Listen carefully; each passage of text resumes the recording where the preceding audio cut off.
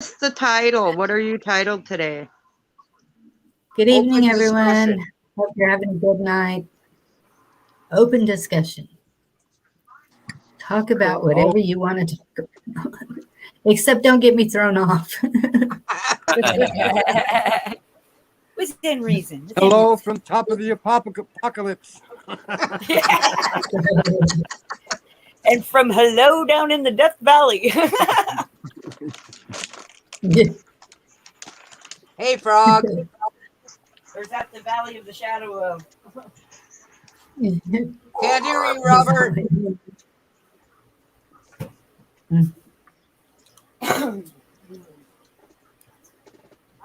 How's everyone tonight? Not too bad. How are you, Jeff? Pretty good. Pretty good.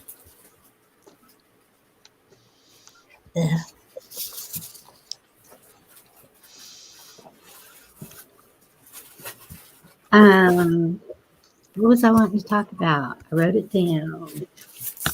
Oh, yeah. Heather walked off, didn't she? What did I do now? Oh, there you are. Okay. Okay. People have been saying their dreams. And I said, I never have any. Insert foot.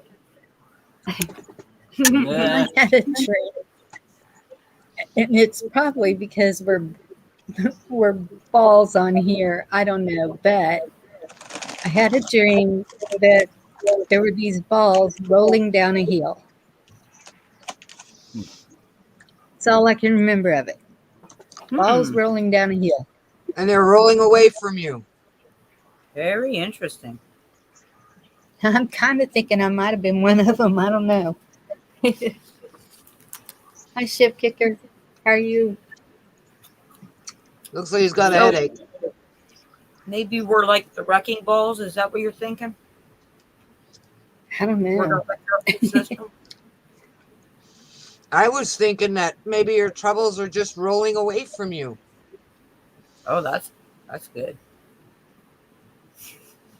Hey, yeah. I'll stick with that one.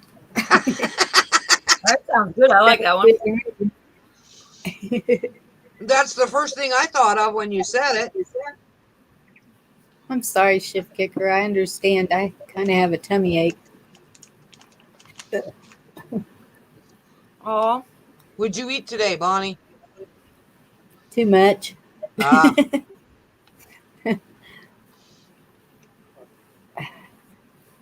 Yeah, it's just you one know of that those beats the things. heck out of the other answer, right? Not enough. True. Yes. Very, very true.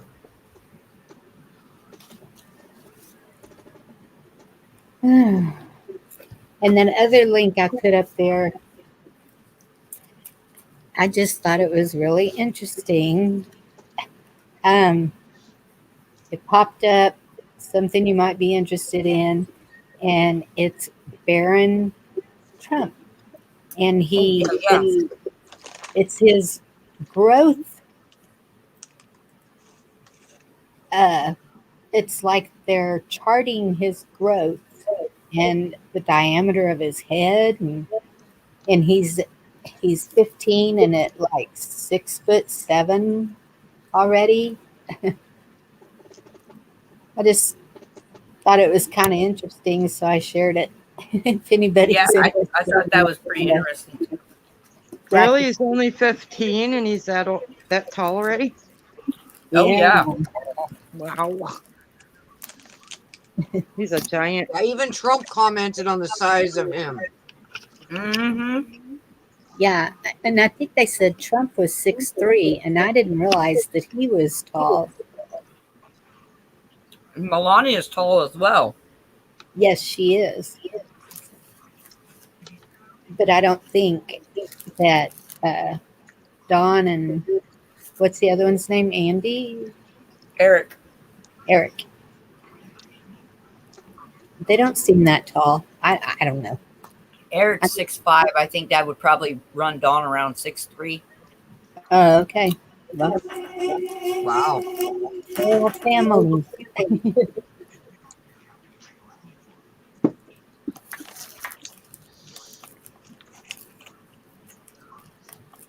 Was Ivanka tall too?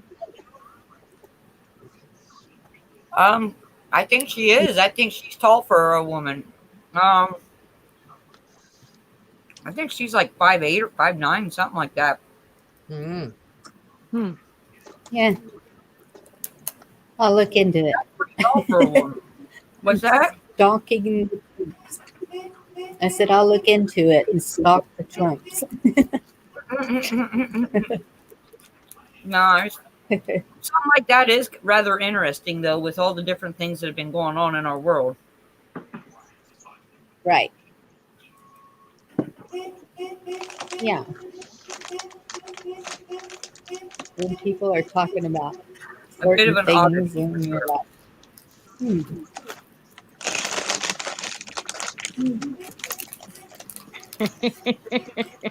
I hear that crinkle, crinkle, crinkle, crinkle. That's me. munch, munch, munch. Yep. Sorry, What? I'm doing it. It's okay. That was me crinkling the potato, cheesy pretzel bag. It's my water bottle.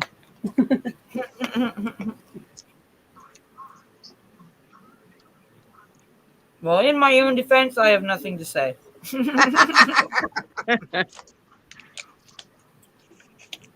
What? Heather with nothing to say. Wow, that's called like the First Amendment, baby. that's like some weird apocalyptic thing. Believe it or not, I can go for quite some time in periods of silence. Oh. I know you don't believe it. I see y'all shaking your heads. I'm just sitting here thinking, believe it or not. That's always the option, isn't it? Wasn't that a show? Ripley's Believe It or Not. And there's actually a Ripley's Yeah. Believe It or Not museum in South Carolina, in Myrtle Beach. There's one in San Antonio also. I think they're all over. I went.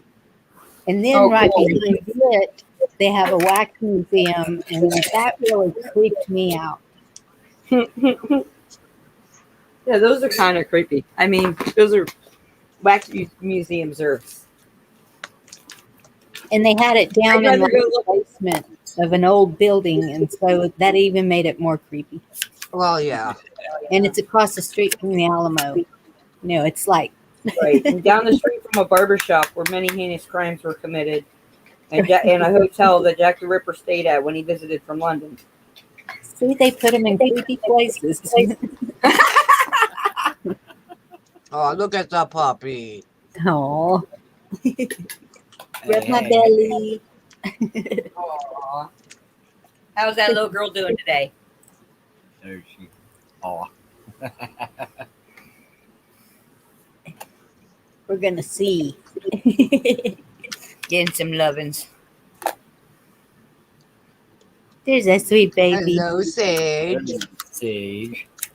Mm-hmm. Aw. Okay, how do I get you back out of there? Yeah, there you go. You got it. Look at you, professional and stuff already. Yeah, whatever. I'm gonna try something else. Here I was talking to you guys, and I didn't even realize I was muted. Oh, we thought you were just doing a show with no tell. Where's it at? Peachy gets all wiggly, wormy over here on the couch, like, get over here and pet me. And then Wormy popped her head out from under the blanket she was snuggled under. What are you doing over there? Get over here. It's hard to divide yourself between four of them. She says pseudo complaining. She's not really complaining. Okay, I'm gonna share some stuff. We'll see what happens.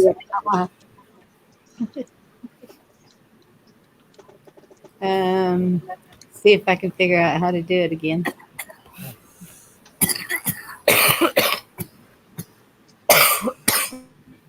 Share screen. Stop it. Oh, okay. I go to window. Yep. Or tab. If it's just another tab, go to Microsoft Edge tab. Microsoft Or- Edge tab. Or you Yeah, can separate your that's- tabs and you can just use new window. That's the one. Okay. And okay. Can you see that? Cows. Okay. Moose. Oh, Awesome. Yes. Those are the Herefords at the LBJ Ranch.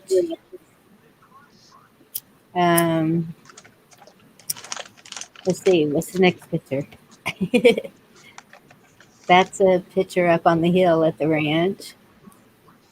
Beautiful. wow. And this is where you're moving? No, no, no. Oh, I This was is- going to say, what Oh, the heck's look the at hold that up? Bunny's airplane. Oh, I wish. This is the Lyndon B. This is Lyndon B. Johnson Ranch, where Oh, Oh, wow. wow. the that was president. There's his plane, and that's Lady Bird and Lyndon's tombstones, Oh, and that's the plane. I didn't have them in order. That's the cockpit. That's pretty I mean, we don't do anything in order. It sure doesn't look very comfortable for the pilots. No, Oh, it it's doesn't. not about the pilots. Of course, that was back in the 60s. They didn't care. Oh, wow.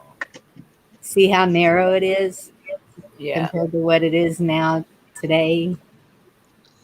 Wow. And this was his Air Force One? Yeah. That is so epic. Isn't that cool? And so you can go up in it whenever you go to visit the ranch. That is so cool. That's a piece of living history right there. Yep.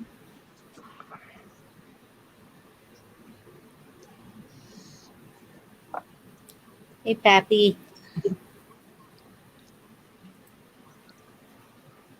Somebody. There he is. No, that's Dorinda. Okay, I didn't leave anybody out. Yeah, Laura went out there and took those pictures, and I want to go and do a video because I was like, you didn't get a picture of the Texas White House? What? So I'll have to take a trip and do a video. There you go. You know what? I- Go ahead and do it soon. And then you make the video and you narrate it as you go and then say, this is what we're homeschooling Athea with. This is her history lesson for 3rd grade. Right? Yeah, I'll have to figure out which president he was. I think it was the 36th. I don't know. I'll have to look it up. But that's where my ex-husband works. And so he gets to play around out there all day. Oh, nice. Yeah. Spoiled. Talk And- about spoiled. No, I'm just kidding. Yeah. And up at the show barn, they have the bulls that are in the pens. And ever since the girls were walking, every weekend we would go out there and pet the bulls and help put them in the pasture in the evening. They're so tame. But I was doing a video way back when you had the camcorders. Uh-huh. And so I had opened the gate to let it in the pasture. And he started coming at me. And that camera goes flying everywhere. Because he's like over 2,000 pound bull coming at you. Kinda, wait a minute. Don't run over me. Running with the bulls. Bonnie with the bulls. He runs with the bulls. Well, the ones Man, that I knew you had a spine of steel, but I didn't know that you had balls of steel too. well, the ones that we bottle fed, when they would get a certain height and weight, we'd put them out in the pasture. And so one day I was out there, and it had been a while because I guess it was winter. And so we went out in the spring, and I had the two girls. They were probably 4 and 5. And so we walked into the pasture, and I started calling. I can't remember what I had named him. And here he came walking towards us, and right at the same time. And I really thought I was going to get in trouble. The tour bus was coming by, and they just did a dead stop because here's me and these two little bitty girls, and this bull's coming to us. That's And I funny. thought, I guess that does look odd to people who aren't from around here. We were able to get one of the calves. I can't remember why. Something was wrong with him. He had some little deformity or something, and they were going to auction him off. And so we raised him in our backyard until he started throwing me around the backyard. And I was like, okay, Jethro is ready for the ranch. Because they'll come up behind you and stick their head up under your rump and just toss you. And they're just It doing what was they do. it was a sign of affection. Yeah. Oh, yeah. He was a big baby, but he got too big. Hi, Mom. How are you, Mom? I'm gonna give you a hug Hey, you today, want to Mom. play? Yeah. Yeah. Check out what I learned today. Always wanted a Great Pyrenees, and Laura always wanted a Mastiff. And after that, I was like, I'm not so sure we want a dog that big.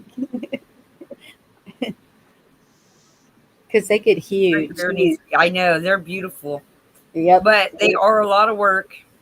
Yes. But they're gentle giants. They're wonderful family animals. Yeah. And intimidating to strangers. That's Yeah, what I anybody like scared of about dogs? Burmese Mountain Dog is they're kind of There it a is. goofy pups. A goofy pups. They're forever pups. They stay puppies they're like hounds. They stay puppies for a long time. And they still think they're lap dogs and they're huge. Oh, That's like my dog. Yeah. That's what I was trying to think of the other night. You remember when I was trying to think of that dog breed? The other one that I wanted? And that's Burmese Mountain Dog. Yep.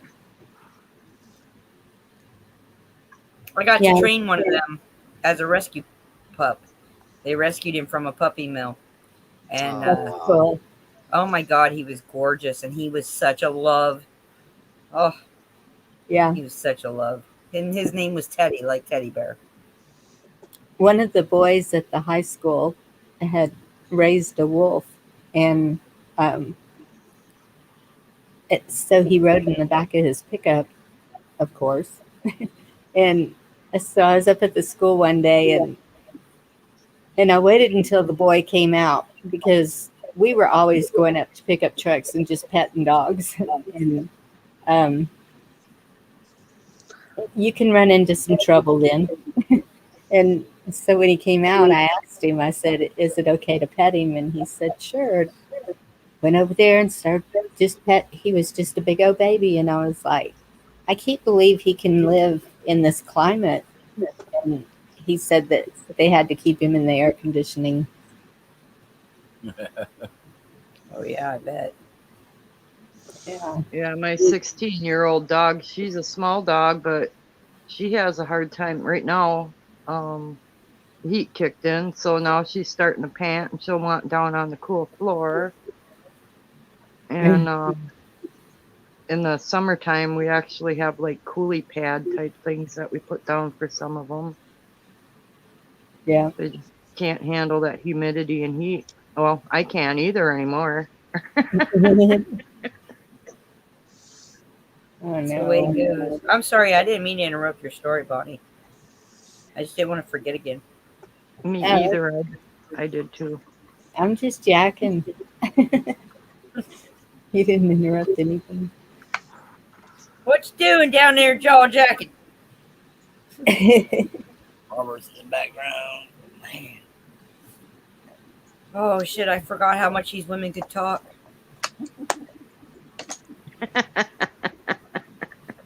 Yeah. My kids used to get so mad anytime we'd go to visit anywhere. One of my husbands too.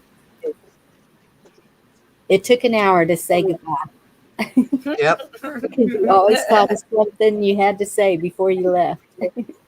Well, yeah, because that's how you did it back in the day. You Yep. tried to get everything out in one spot. I had a friend. Her and I would take turns driving to work.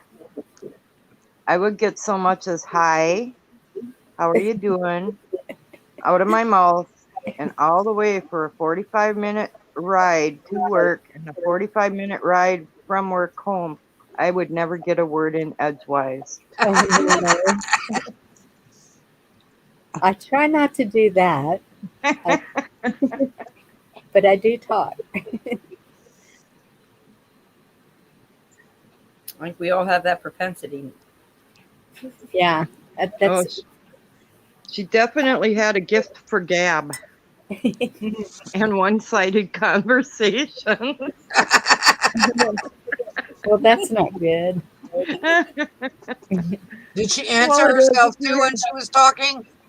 It's okay if you have nothing to say. Oh, I loved her. She was just a sweet lady. Just the sweetest. My friend of 40 years, we would talk every day on the phone or in person for hours. And my kids were like, how do you find stuff to talk about? And I said, it just happens. I don't know. Secret mystery of the universe. And it was something different every single day.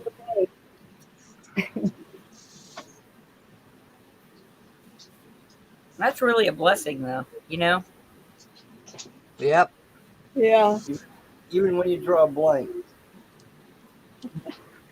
Well, what did people talk about before they had TV and traveled places, you know? The Yeah. things of the day and made small conversation, I imagine. Yeah. They shared the weather report with each other whenever they could because Yep. it was important. That's why I still share the weather with everybody, not because it's something to pass a few moments, but Old Johnson it's down important. there only got 20 bushels of corn this year. We're going to have to help him out. Well, you know that Yeah. swamp on the other side of the hill? There was a lot of fog out there this morning. Yep, yeah. Because Teddy's cows got out. We had to go down there and help them out. Well, you know, but it got passed off. Talking about the weather got passed off, Yeah. but there was a lot involved with talking about the weather and just the with neighborhood your neighbors and your community. You know, Yeah. you know, but it got out. talking about the And Then there, you wouldn't believe what those kids did today. I yeah. know, right? yeah. Old Johnny fell off the apple tree, broke his elbow. That goat's following me around like a little dog.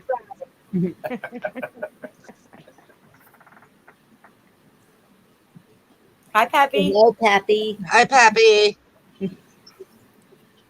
Hello, hello, hello. Oh, I love that voice. Such a calm voice. It goes with the drool on the chin.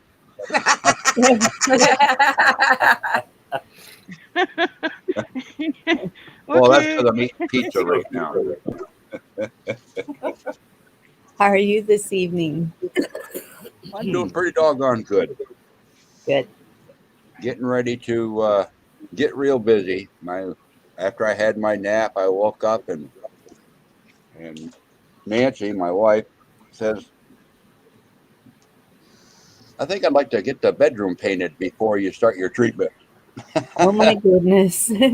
Well, we've only had the gallons of paint sitting over there ready for the bedroom to get painted for about 3 months. Understandable. Yeah. So, Not the yeah, it's for us. I guess we'll go get it done, and so more than likely that's what I'll be getting involved in. So when I get up from my naps, I'll go in there and be slapping paint on the walls. Hopefully you have someone to move the furniture. Oh man, this furniture we got in there, we got a queen size bed in there, this huge dresser that's got a full length mirror on it, Yep. and another big dresser, and then another dresser, and then I got a bookcase full of books. And I'm going to take all those books out and move them someplace. Well, I'm trying to move a lot of somebody else's house actually, but that little, with the cost of shipping and everything now, that I'll do that over a period of time. So now we get that bookcase out of there, and it'll give a little more room. This is that, and Jeff can appreciate this. This house built in 1930, so it's like every room has a door going in and a door going out. Yes. And so that bedroom that we have down here is actually used to be probably the formal dining room back in the day when it was built. So it has two doors on it. So it's been converted to a bedroom, a downstairs bedroom. Yes. And so to move things around in there, you're kind of limited because you got two doors in the damn wall. Well, close the door off. Well, we could, I mean, I'm not going to go in and structurally change the wall. I'm just going to block the damn door. Yeah, But, furniture in front of it. Bookshelf. Well, that with that big bed, with having the darn hot water, the old hot water radiator in there, that takes up floor space. So you have to kind of move around that. So we want to switch the bed around. We want to switch the whole bedroom around. It's like playing that little, that little puzzle game. There's like only one piece missing, and you got to move everything around and try to get your colors together. Yes. That's what we have to do in the bedroom. I took a wall out in my bedroom. I have two rooms now in my bedroom. I got lots of room. I like it. Well, I had thought at one time. I said, well, it should be a simple matter. I'll just pop this molding right off here, and take the door off and everything, and then I'll just go ahead and sheetrock. I'll frame it in. I'll sheetrock it and close it off. Well, so I go to pop the molding off this door on this house here. Come to find out, the whole frame of the door was milled to look like molding. It was one solid piece that went through the wall, one side to the other. And the only thing that came off was the damn corner caps up in the corners. Holy mackerel. I mean, that's what they did back in the day, Yep. Yes. Odd things up in the. Yeah, old houses are nice and beautiful, but they're when you're going to do some renovation, you might as well plan on making a mess. Hi, Katie. Hi, Katie. There she is. Hey, Shield Maiden. Hi, Katie. And shift kicker in there and frog 9. Hey, Robert. Shift kicker's having a migraine. Oh, that's too bad. I'll hold my voice down. Robert. Are you there? Oh, He's kind of quiet, isn't he? I think he stepped away.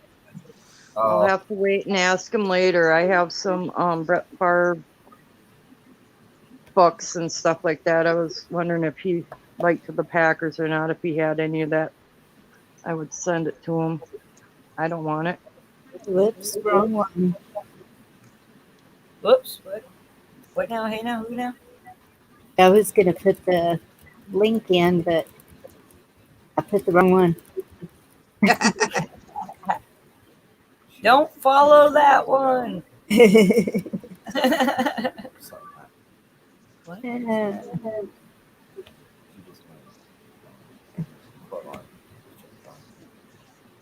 Oh, Oh God, I hope he's okay. So, Katie, did you get your EBS today? This afternoon?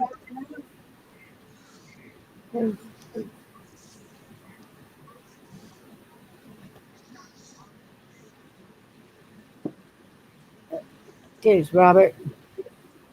Is Oh, there he is. it working now? Yes. Yes. Because I could hear you guys. You guys couldn't. How weird. Aw, damn. It happens. Happy, does your boiler work? Does my boiler work? Yeah. You said you have them registers in the house. Are they still operational? Oh yeah. That's interesting. That that furnace I got downstairs, it used to be an old oil furnace, and then they converted it over to a gas furnace. But I'm the third owner of this house. The second owner converted it over to natural gas. And you know who made that furnace? Who? Sears. Wow. Wow. That's how old it is. Yeah. Huh. Back when the lifetime guarantee for Sears was a good thing. It was well worth putting the money in. Well, Oh, we don't Katie, get okay. much heat upstairs at all. I'm glad you They came thought by. it was flushed. Yes, it's good to see you, Katie. We missed you today over there too. Hi, Katie. Love you, Katie. Hi, Katie. Have a good night, Katie. She's been a busy girl. Yeah, I think she had 2 videos today. Yeah. Oh, Did wow. she? Cool. Right on. Or 2 lives, I guess it was. I'm not sure. What's her channel called? Katie Uncorked. Katie Katie Uncorked. I didn't Well- see Chad either. That's weird. I was disconnected. Something. It So you happens. didn't hear me ask you if you were a Packer fan? If since I have some Brett Favre magazines or whatever Packer type things with Brett Favre on, do you want them? I'll send them to you, Should send them to my Robert. kid. Should send them to my kid. Love you too, Katie. Sweet dreams, lady. Have a good night. Light and love, light and love.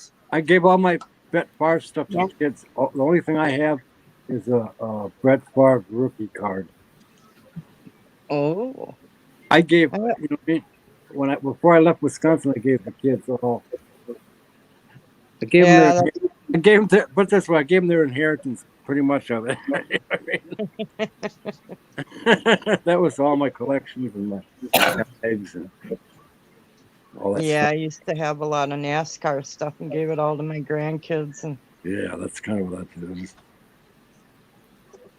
I had a beautiful gun. I sold it so I could give my son a huge, a huge freaking wedding present. So I was trying to look up the braided hair people that Happy was talking about. I can't remember what they were called. Oh, the twisted hairs. Twisted hair. Yeah. Maybe that's why because all I was getting was typically African American cornrows, that Yeah. type of thing. Twisted hair. Yeah, the twisted hair storytellers. Yeah. But that I don't know if there's going to be a whole lot of information out there. 'Cause that's Plains Indians use that term for their storytellers. Oh, okay. I'm just trying to look stuff up because I want to learn. It's good. That's hilarious. That's so ridiculous, Joe. Hey, Joe. Howdy, Joe. That's so ridiculous that it's not even laughable. That's a farce. That's just It's got to be. 2076. Hello, Whatever. Joseph. They're goofbutts. I tell you. How far they got to go with this spiel? Oh my goodness. It's crazy. Well, I thought he was talking about us at first. All I saw was such assholes. What? Well, that's what drew my attention. What did I do? Because I was like, okay, well, we weren't talking about anything really, though. Promise. I mean, we were, but we weren't. Hi, Joseph. Good to see you. Hey, Joseph. What an introduction. What grinds my gears? It's like, what?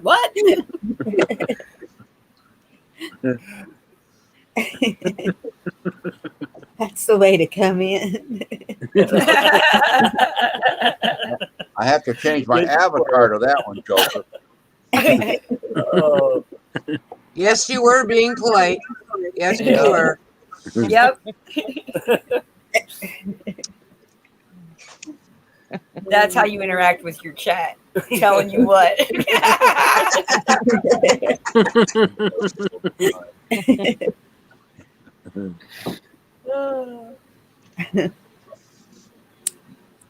Haven't seen Victor yet. I Was he last night? I don't Yeah. know. He was. Okay.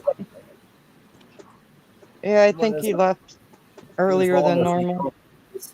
Came in, Yeah. was in about 5 minutes and took off. I think we got the lunar eclipse coming up the 19th, don't we? Yes. Uh-huh. Oh, the Is 19th? it? Yeah, I heard something about that. Yeah, it should be almost a full And lunar there comes- eclipse. They say it's gonna last for over 3 hours. Really? Starts about 2 a.m. Eastern Standard Time. And it's the blood moon. No, that was October. November's. There will be just a little sliver of it showing down at the bottom. They're saying. Oh, I was Our just lucky over will be with the too dog. cloudy to see squat shit. Hey, speaking of probably the will. moon, where's Anna? There she is. Anna, Yeah. remember what you said the other night about shit's not right? Yeah. Corlin even noticed it. I came in last night after I shut the chickens down, and I said, Heather said something about the moon, and then I was waiting for it to come up across through the trees, right? But when I went outside, it was pure bright. It's above the house. It's above the cabin here. It's not over in the trees like it normally is. That's quite a few degrees. From Yeah. trees to straight above the cabin. Yeah, That's no, strange. we've noticed a major shift in the night sky here too. That Yeah. is not. Not just the moon, but the constellations as well. That's not a foot Yeah. or two. That's a whole frickin'. You know. That's 90 degrees almost. 30, 40, 50? That's a lot. It's Well, big I've difference. been asking my roommate about a really bright star to our west. And she says, Anna, that's the North Star. And I'm going, but that's the west. Well, every time that I see it, there's just enough cloud cover that I can't see where the Big Dipper or the Little Dipper are. And she says, Anna, I really believe that's the North Star because I can't find the North Star on a clear night in the spot it should be. And I'm like, so I've been trying to look, and every time I'm out there looking, it's either too cloudy or we got snow or rain or whatever. But I'm hearing a lot of people saying weird stuff's going on in the sky, and I'm noticing that the moon is like from one night to the next isn't coming up where you would expect it to be coming up. Yeah, I'm curious to see where it is tonight. I'm curious. Yeah. Because the normally ships comes, come And it's not setting. Sorry, go ahead. put it this way, it usually comes into our bedroom window up in the loft there, and it's not. It's above the cabin now. That's crazy.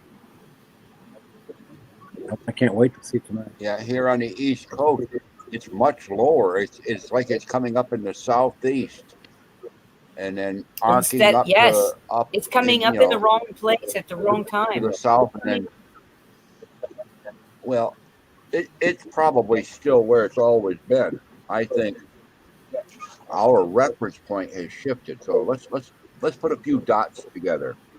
Well, there Okay, you go. we've heard the stories about the polar shift. Well, the North Pole has moved over 18 degrees towards England. Okay, so the Earth is actually the axis of the Earth is tilted even more because the North Pole is shifting. Yeah. That magnetic pole is shifting, and it's shifting so fast that every year they're having to go in and tweak the GPS systems to keep up with it. And sometimes it'll click a whole degree, and that interferes with aircraft and geosynchronous satellites and everything, But Yeah. then you put that together with the the earth changes that are going on now with all the tornadoes and stuff, and then the super deep earthquakes that the first one they found down in the Earth's core. So you put all those things together, we're riding a bucking horse here. Yep. She's not. Yeehaw! Everything. Yeah. Well, that changes how the plants grow, how the birds migrate, everything. Got us all Yeah, scratching our heads. Hey, Pappy, I don't know about you, but I think me and you and Dorinda are so ready to trade weather with some of these folks. I would totally go for a subtropical equator type climate. Yeah, you usually don't have to shovel rain. No, Well, I like to walk like- outside my shorts every day.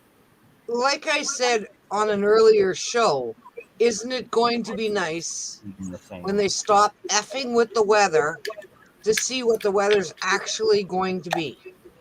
Oh, yeah. Yeah. Like Yeah. maybe Ontario, Canada isn't supposed to be as snowy as they make it. Maybe we're supposed to be warmer. Who the hell knows? And the deserts is supposed to have more rain and Well, green. more Dorinda. You're right. Yeah, you're right across the lake from where I'm from, and Yeah. the bedrock up there around those lakes. You'll get to some places and you'll be able to see the rock. It is full of sea fossils, Yes. tropical So sea fossils. I just figured out how we can go visit everybody. You got to get a boat.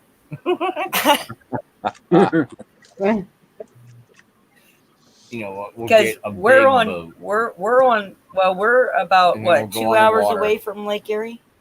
Yeah. We'll get a big boat. We'll hit the water and we'll. Is there like a point that's international? Well, you're going to have to get out on the ocean to come see me. Yeah, we No, will. we'll get a boat that can do rivers too. And we'll just take the Mississippi down. Oh, It'll be well, fun. yeah. Well, There are enough interior rivers. Waterways. We can get And across waterways. the United States without even We just need to get a boat. the ocean. Heather, back in the There it late '60s and very early '70s, you could walk across Lake Erie over there to Ontario on the dead fish. Yeah. Oh, There were so many dead fish Oh, in Lake Erie. yeah. Wow. I mean, I remember going there once when I was a kid, and it was the nastiest smelling place, and the water was so dirty looking, and I was not as excited to be there at all. Erie was very polluted at one time. I know that. I was going to say, why was there a fish all dead? Hey, Lisa. Hi, Lisa. think that actually happens quite frequently, doesn't it?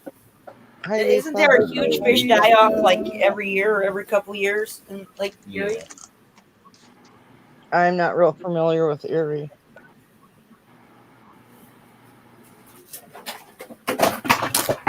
Oh man! Oh, ouch. Ooh, But I thought I they never were left all, the room. Crashing down the house. aren't Don't they tell all anybody. connected? What's that now? Aren't they all connected? The 5 lakes? Lakes? Yeah. Yeah. That's what I mean. We could go see Pappy. We could go and see Dorinda Yeah. and Canadian Patriot if we wanted to, and B Dog if we wanted to. Here's something to think about. The Great Oh, and Lakes. Katie. She'd be fun. The Great Lakes are attached to the Gulf of Mexico and the Atlantic Ocean. Yep. That's it, baby. We gotta get a boat. There you go. Doing pretty good, Lisa. Doing pretty good. Take Yeah. your seasick pills. Awesome. Yeah, I was gonna say, Awesome. meanwhile, I've never been on a boat. Well, way back in the day, didn't they use canoes? Yep. But Oh, I can't have fit been that on a many canoe. people in a canoe. I No. have been new. I've done that. We canoed the Tuscarawas River, and all of our chaperones tipped their canoes. It was hilarious. I got to rescue them. Joseph, you better be nice to Lisa. She'll take that wrench away from you and beat you with it.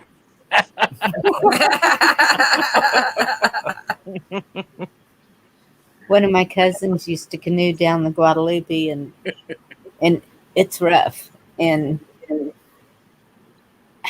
had to take my grandmother one time, and he dumped over, and she was trying to save her brother, and he was hanging on a tree. It was a mess. Grandmother was all beat up. You come from a whole line of wild women. Oh yeah. That's a compliment. That was a compliment.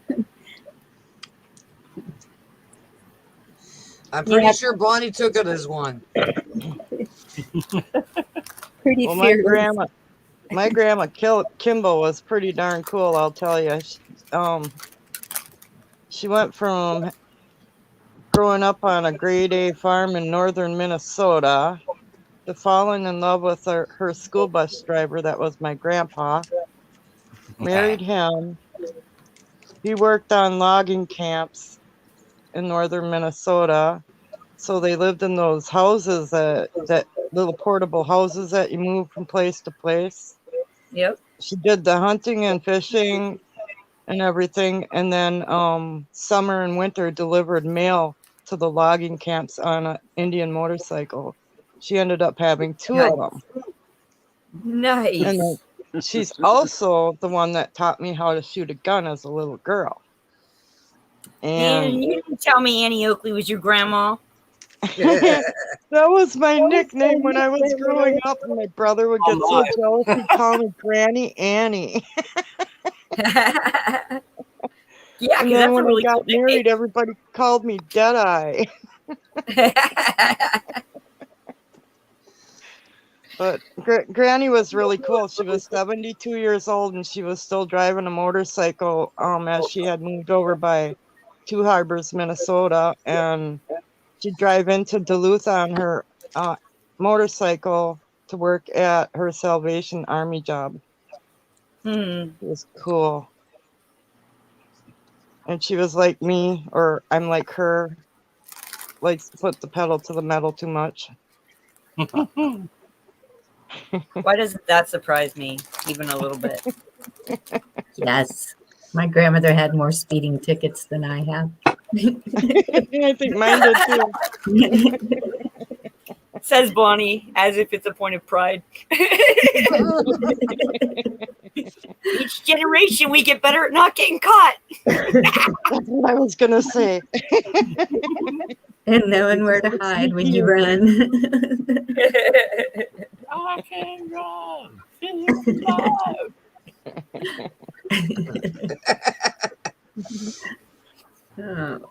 Oh. Oh, it's a good time.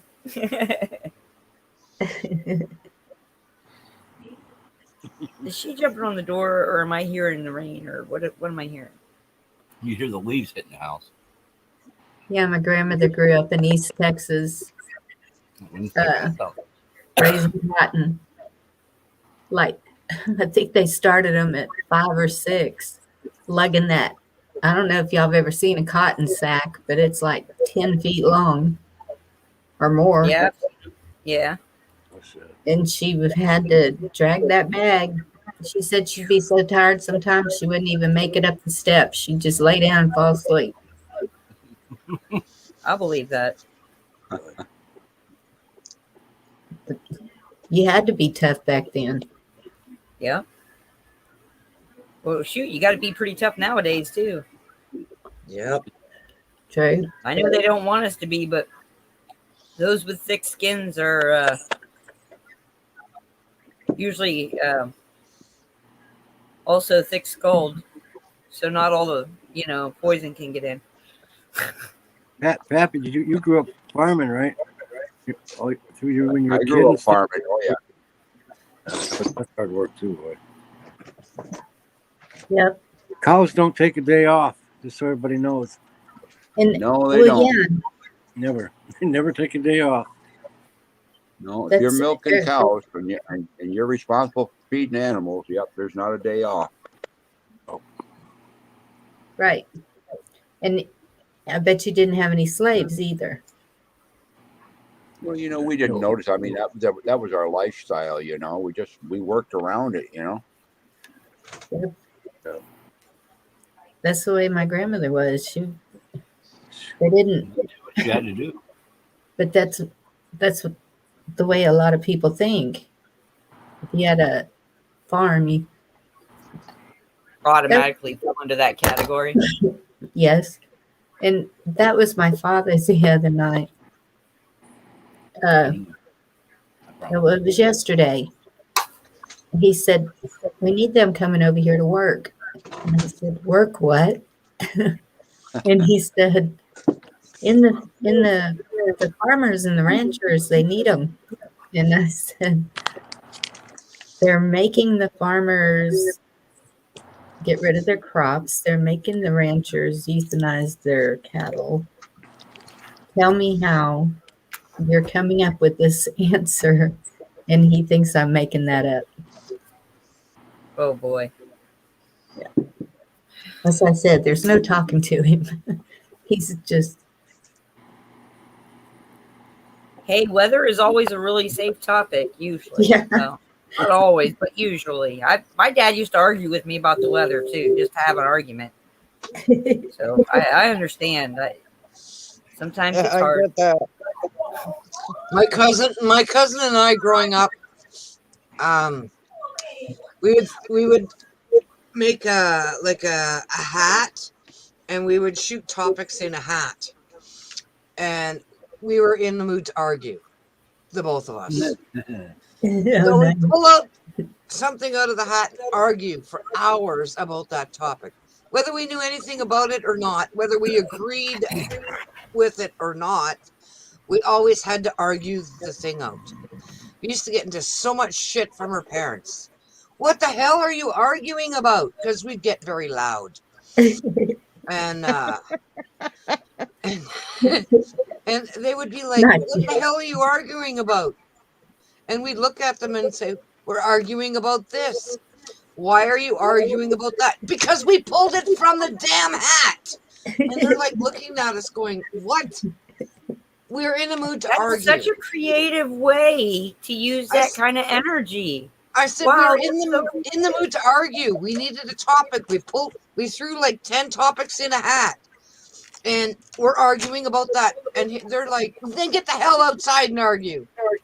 They didn't want to hear us. That's what I did to my kids outside. Yeah, get the hell outside. Okay. Oh, you instigated it. Well, then you got to take it somewhere else. Dorinda may have not known what she should have gone into when she got older, because she could have probably been an Great attorney, politics. or a politician. Oh man, I'd love to see her in politics. She'd be up there reaming somebody's butt. Yeah, that wouldn't. Oh yeah. Were you on It the wouldn't debate be a team? swamp. I wouldn't want you to have to deal with that kind of nastiness, though. I mean, Oh, there but are you some could give things it in to 'em. nature that don't walk You know out. what? I wouldn't have put up with their nasty bullshit. I know. I'd That's what I have said. called There them wouldn't out be on a it swamp. Yeah, that would have been a ago. short-lived career right there. That drainage, Yeah. that drain down there would She'd have have been been like, so "Screw clean. you guys, I'm going home." Yeah, no, I always I don't wanted work to be for a you. teacher. You didn't hire me; the people did. Shut up and get out of my face. I could just see that one. Yep. You're Were you on forgetting the what debate your team? job is. Go ahead, Bonnie. I interrupted. I'm sorry. But she's talking to And I could somebody. see her be the one down at the tavern too, going, "Did I bring work here? I think not." You know who we haven't seen up on panel? Joseph. Lisa. Oh yeah, no, Lisa's Oh, come she's up come once, Did she? once or twice. Yeah. She's got a real Southern accent, like Southern accent. Why Like Bonnie why talks did I Texas, not remember that? but Lisa is a Southern peach. I don't know which state, but she is Oh, Southern. yeah. That accent. I can't remember. Maybe She's you got weren't the- on It there. reminds me, you want some tea, Shug? Georgia. Maybe, or I don't know. You can hear that all the way down Could into be North Carolina. yeah. Lisa, where are you Sometimes from? South Carolina, depending on where you're at. And this is true on that part. Depending on where you're at. North Carolina. There you Are you? We're good, babe. We're good. Oh, He was but she born was in born in Georgia. Georgia. go. See, See I that? nailed both of them. Hey, Hi, Chuck. Badger.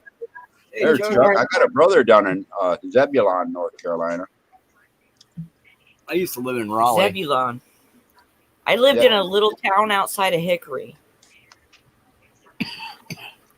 He was one of them hickory nuts. That's right. I should have remembered she was in North Carolina. She offered us to stay there if we go to see my We go down mom. there, yep. Well, my mom's stoned.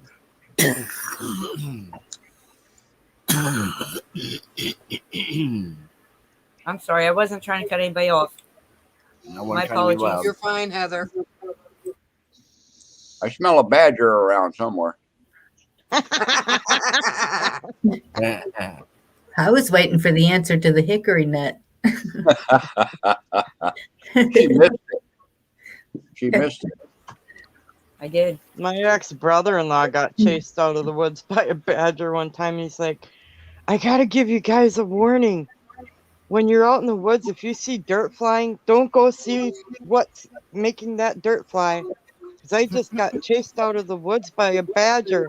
I went to see why the dirt was flying in the air, and it saw me and came after me and chased me out of the woods. And I'm like, you have a gun in your hand.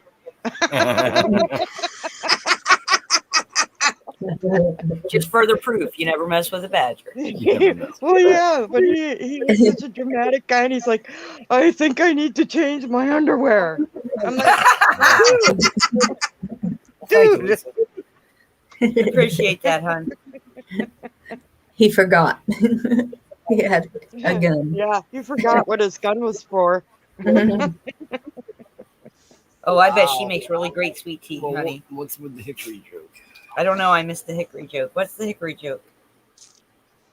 Well, you said you were from a place near Hickory, and Pappy made a comment right after. And I missed it. Yeah, we didn't hear it.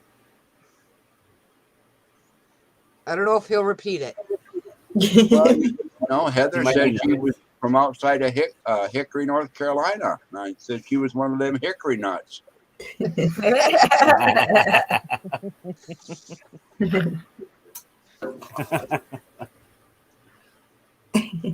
That was good because I'm a nut.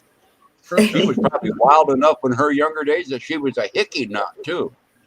Oh, I was quite a nut of many varieties in my younger days. And I was a pistol and a firecracker all wrapped up in them.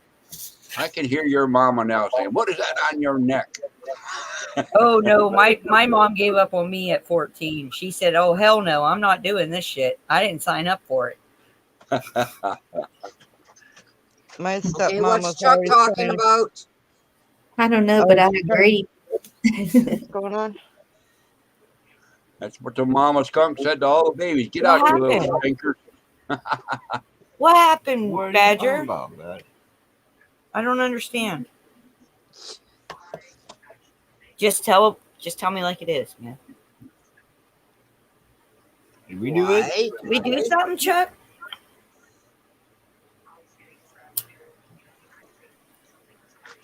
Come on up in Now the you got me screen, worried. please, Chuck. What's going on? Yeah, man. Okay, I totally always missed welcome. it. Oh.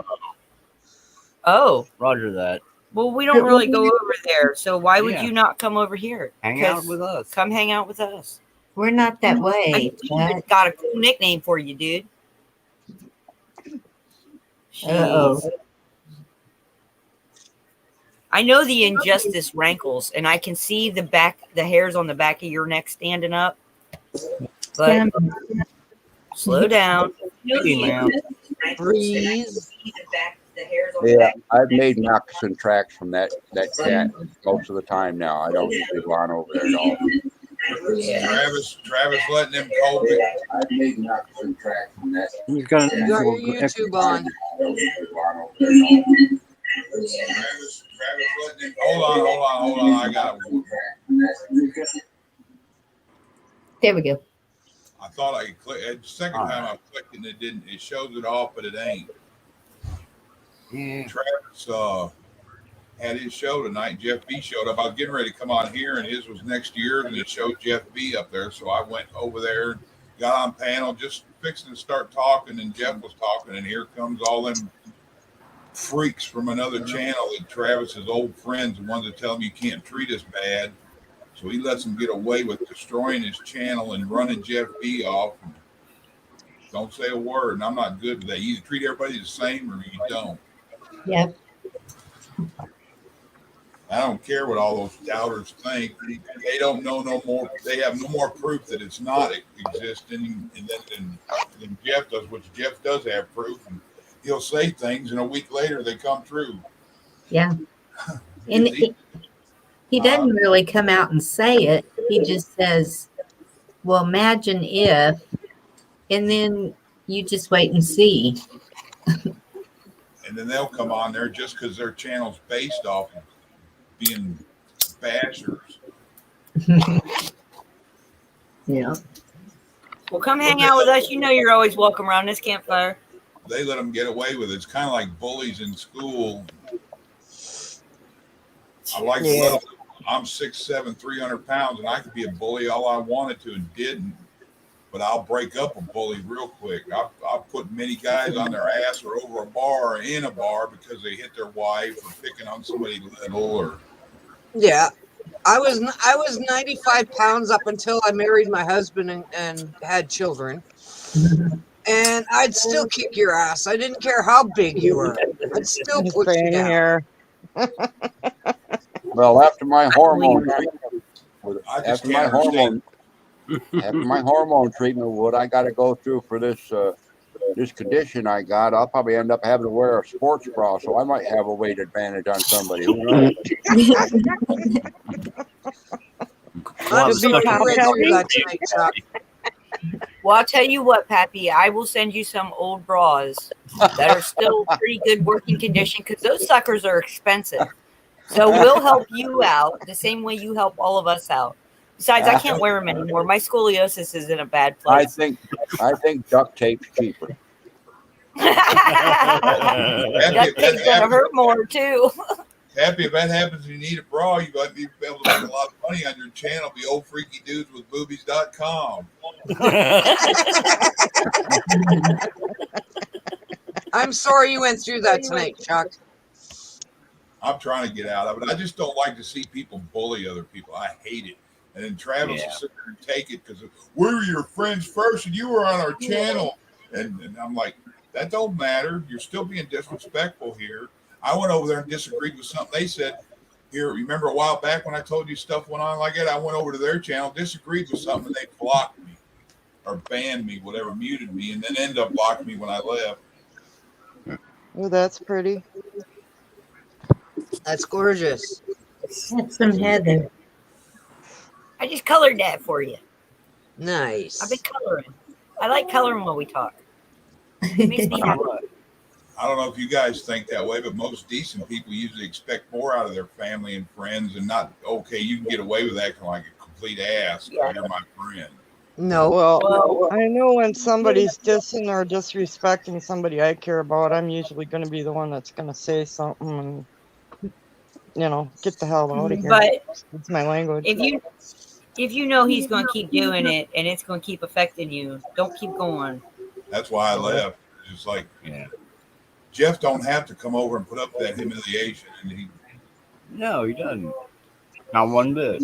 Jeff's always given good information. even if it doesn't, they still got the prerogative to leave it alone. Why would they go to Travis's show to make a shit show out of it? That's just Well, And they What- do what it as a group, like a bunch of little bully children that got to go and pick on a certain person. And it's just, as far as I'm concerned, it just shows the juvenile mentality that they just need to grow up. Hyenas as and far as jackals. I'm I'm thinking I need to go over to Travis's channel just to bitch them out. No. That's Okay. how it all gets started. That's Don't- how it all let's- gets started. Don't Lay bring it down, over lay here. down your, Well, what- lay down your arms for 1 moment. Okay, everybody. Lay down your arms. There before and seen it happen, and I put in there, look at, it's just terrible, and this is not the place for me. I put a question in there one time and got attacked by somebody on the panel. So, I mean, if you want positive energy, you look for a place like this, Yep. Well, my observations on this, and I have noticed a distinct pattern, okay? When we stop and think about all the occurrences that occurred around the country last year, where people were voicing their so-called First Amendment rights and stuff like that, and anytime that there was an attempt to get into an actual discourse, it was in your face screaming. You know what I'm saying? In your face screaming. Yes. That's right, Bogey. You tell him, Bo. And that was by design. That is actually a technique that's utilized to shout down and belittle and things of this nature. And these people that you're encountering in these other chats, that's not the only chats they're doing that in. That is by design. They're coming in there purposely attacking. And when they trigger your buttons, what they'll do is they'll search out your name and see what other channels you go on, and they will come there and they will attack those channels too. And that it goes right back to the thing I've said. If you give any attention to this type of negative energy, it draws its attention to you. And they'll, they're going to come after your light bulb and try to shit on it every chance they get. And I found it best to not give them any power. Let them wither away. If you don't respond to them, you're not feeding them the energy they need to live. All that right there, even if they were my friends with my channel, I'd have blocked every one of them the first time they did it. Yeah.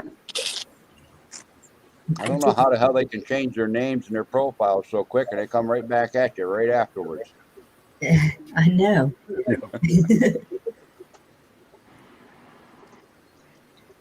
Yeah, I think that they have like more than one phone or a computer and a phone all going at one time, so that they have a profile set up on each one of them. Because these young people have so many gadgets.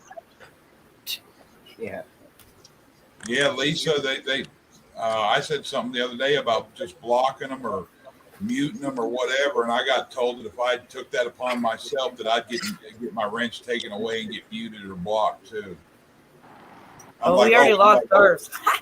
I'm like, oh, it's okay for them to show their ass in here and be all disrespectful, but no, it's Travis's friends that he had before he was here. I said, that don't make no sense. That's supposed to be taken away. Friends don't treat people like that. I keep telling my daughter that if a person is treating you that way, that is not a friend. My friend came to my house and disrespected my house and people in it because he didn't like somebody here. My friend would leave with my foot in his ass. Yes. Well, you have to remember, these platforms are not platforms of friends coming together. They might say friends. They might say welcome family, whatever. They're not. They're not until they can truthfully say, I see you. And then you drop into being friends and family. That's a big, big, big divide right there. No. Go. My cat's seen another cat outside. Now he's acting like a fool. I mean, he's acting like a dog. Cat sees another cat outside. Oh. You want to go kick some butt? I don't know Yeah, if he y'all wants to go spray him. I don't know if y'all heard him a minute ago. He go, sound like a mad Chinese person. No, we didn't hear him. No, the puppy that's barking is Pappy's dog. I figured he might have heard him doing that. What got him barking? Yep. Well, Bo likes to be part of the conversation. He loves being part of the conversation. Yes, he does. Yeah, Yep. the two dogs are talking to each other now, Chuck.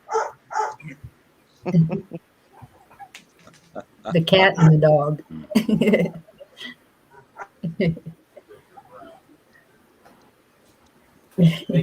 I brought up on another channel I was on today where somebody in the background had up a I put him outside the door. oops. Told him he's grounded. He looked at me like he wanted to flip me off. Those teenagers. Probably a girl cat. And he's probably like, it's a girl. What were you saying, Anna? Oh, I was on Ken Carson's today in the chat, and I put in the chat because somebody came up there with a flag in the background. It happened to be the Confederate flag. And I just put in the chat. No, only one person responded to what I was saying. I was like, could somebody please at least let Ken know that, you know, that could be a trigger or a poor reflection on his, you know, for him wanting to become like a star, a music star or whatever, that could possibly reflect on his reputation in a negative capacity with everything that's going on in the United States right now. And the way everybody is, you know, they're looking to attack anybody about any kind of stuff. I just thought, you know, if he's trying to make it big in the music industry and hopefully, you know, coming up, and all these stars and different people that he's trying to start to interact with and connect with and everything, that could trigger something. And I was trying to get him to see it in chat, but someone says, well, that's no big deal because that's just somebody that came up to talk to him, and it's, you know, it's not his. And I was like, but you don't understand. That's a reflection that he's associating with somebody with a Confederate flag behind him. And the way things have been so easily triggered, and people that like to attack people, that could have a reflection and a consequence to the type of business that he's trying to go into, because it's something that's looked at negatively. It would be kind of like having a Nazi flag behind you. You know what I mean? Yeah. So you know, I don't know. Some people don't understand that, but I was just concerned for his reputation. You know? I'm not worried about it. I see one all the time. Did you see it when Chuck got it? No. Yeah, he's got one hang behind him. What's that? But what I was talking about is that Ken is trying to have a certain type of certain- reputation, and he's trying to make a business for Right. himself out of himself, and that something like that could sway different people in a direction he doesn't need to go in. You know what I mean? Yeah. I That could think be when I got up there, detrimental. that's Alabama flag is banned. Why I put it up there. That's when Yep. they took that courthouse. Been up there for like 100 years. Yep. Oh yeah. See, I don't take issue with anybody's flag. That's them.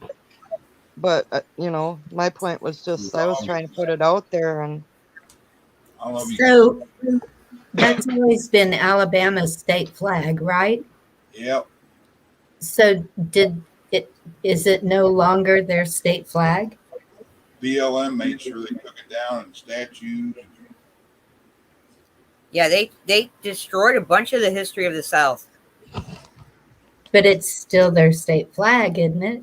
I mean, how can you take away a state's flag? They alter it's it. easy. It's actually a really rather easy process. Yeah, it's just a couple pieces of paper. They better not mess with our Lone Star. But them POS will run around with an African flag and they're trying to say that they're American. Yeah. That's an African flag that they're flying. Hi, Shep. Hi, Shep.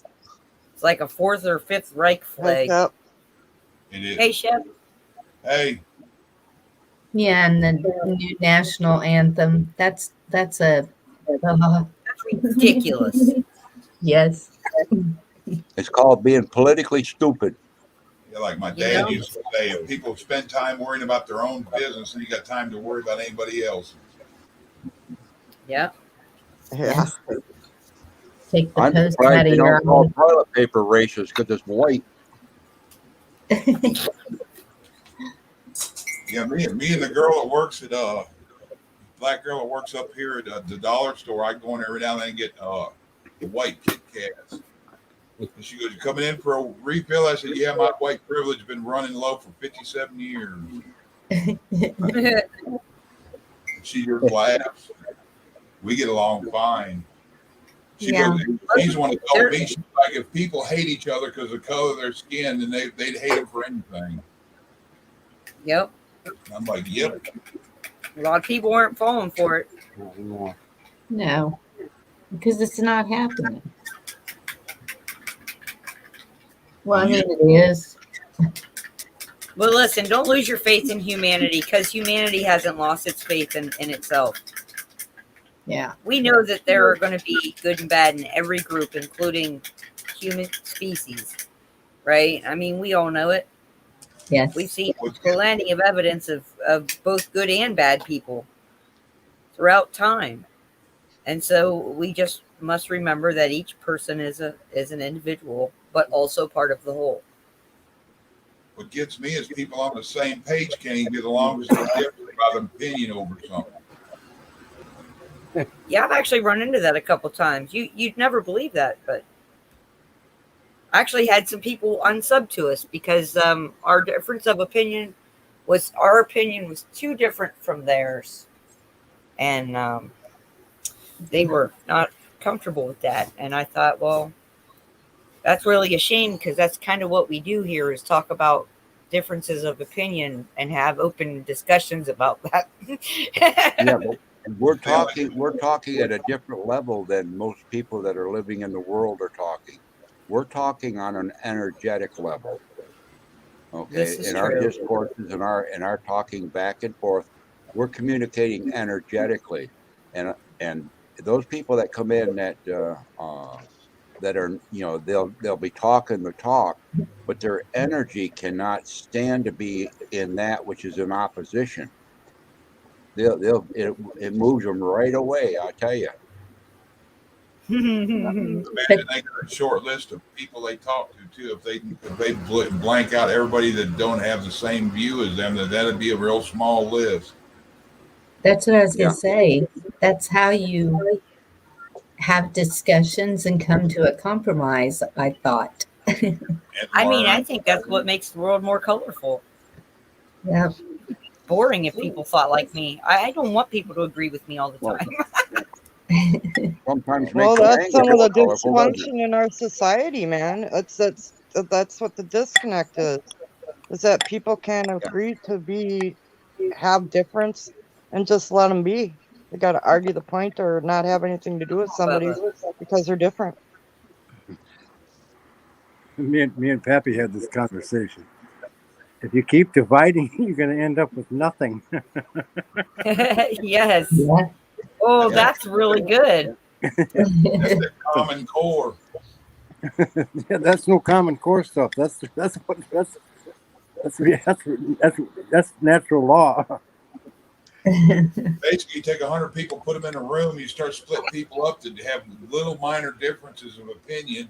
And in probably 2 hour time, there'd be a whole lot of people standing by themselves. Yep. Yep.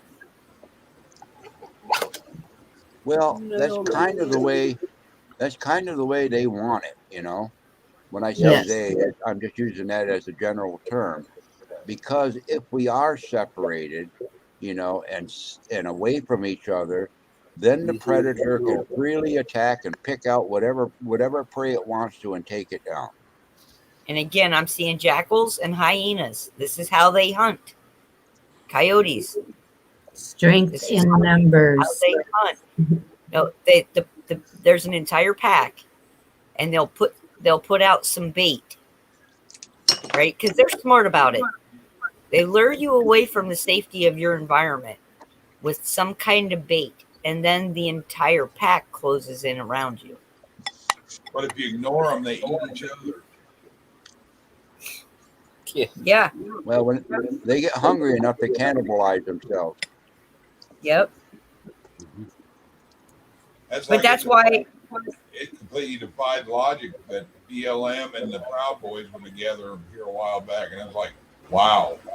And the BLM is mad because the Democrats lied to them. Well, you know, here's an interesting point, Chuck.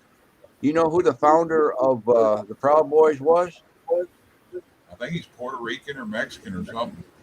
Yeah, he's a non-white person. Yeah,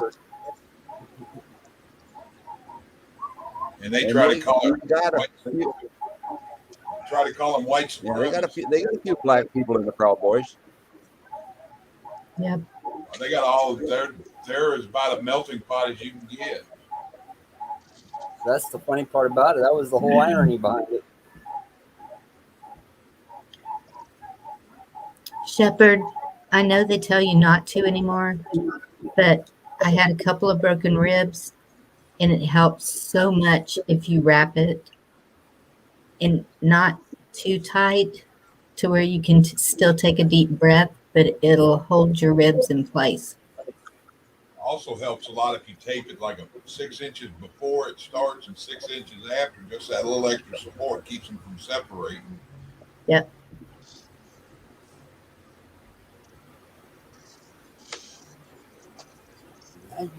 I don't know why they decided that wasn't a good idea, but that's the way it was always done. I think the other way worked too well, and they wanted to keep people coming back. Mhm. Yep.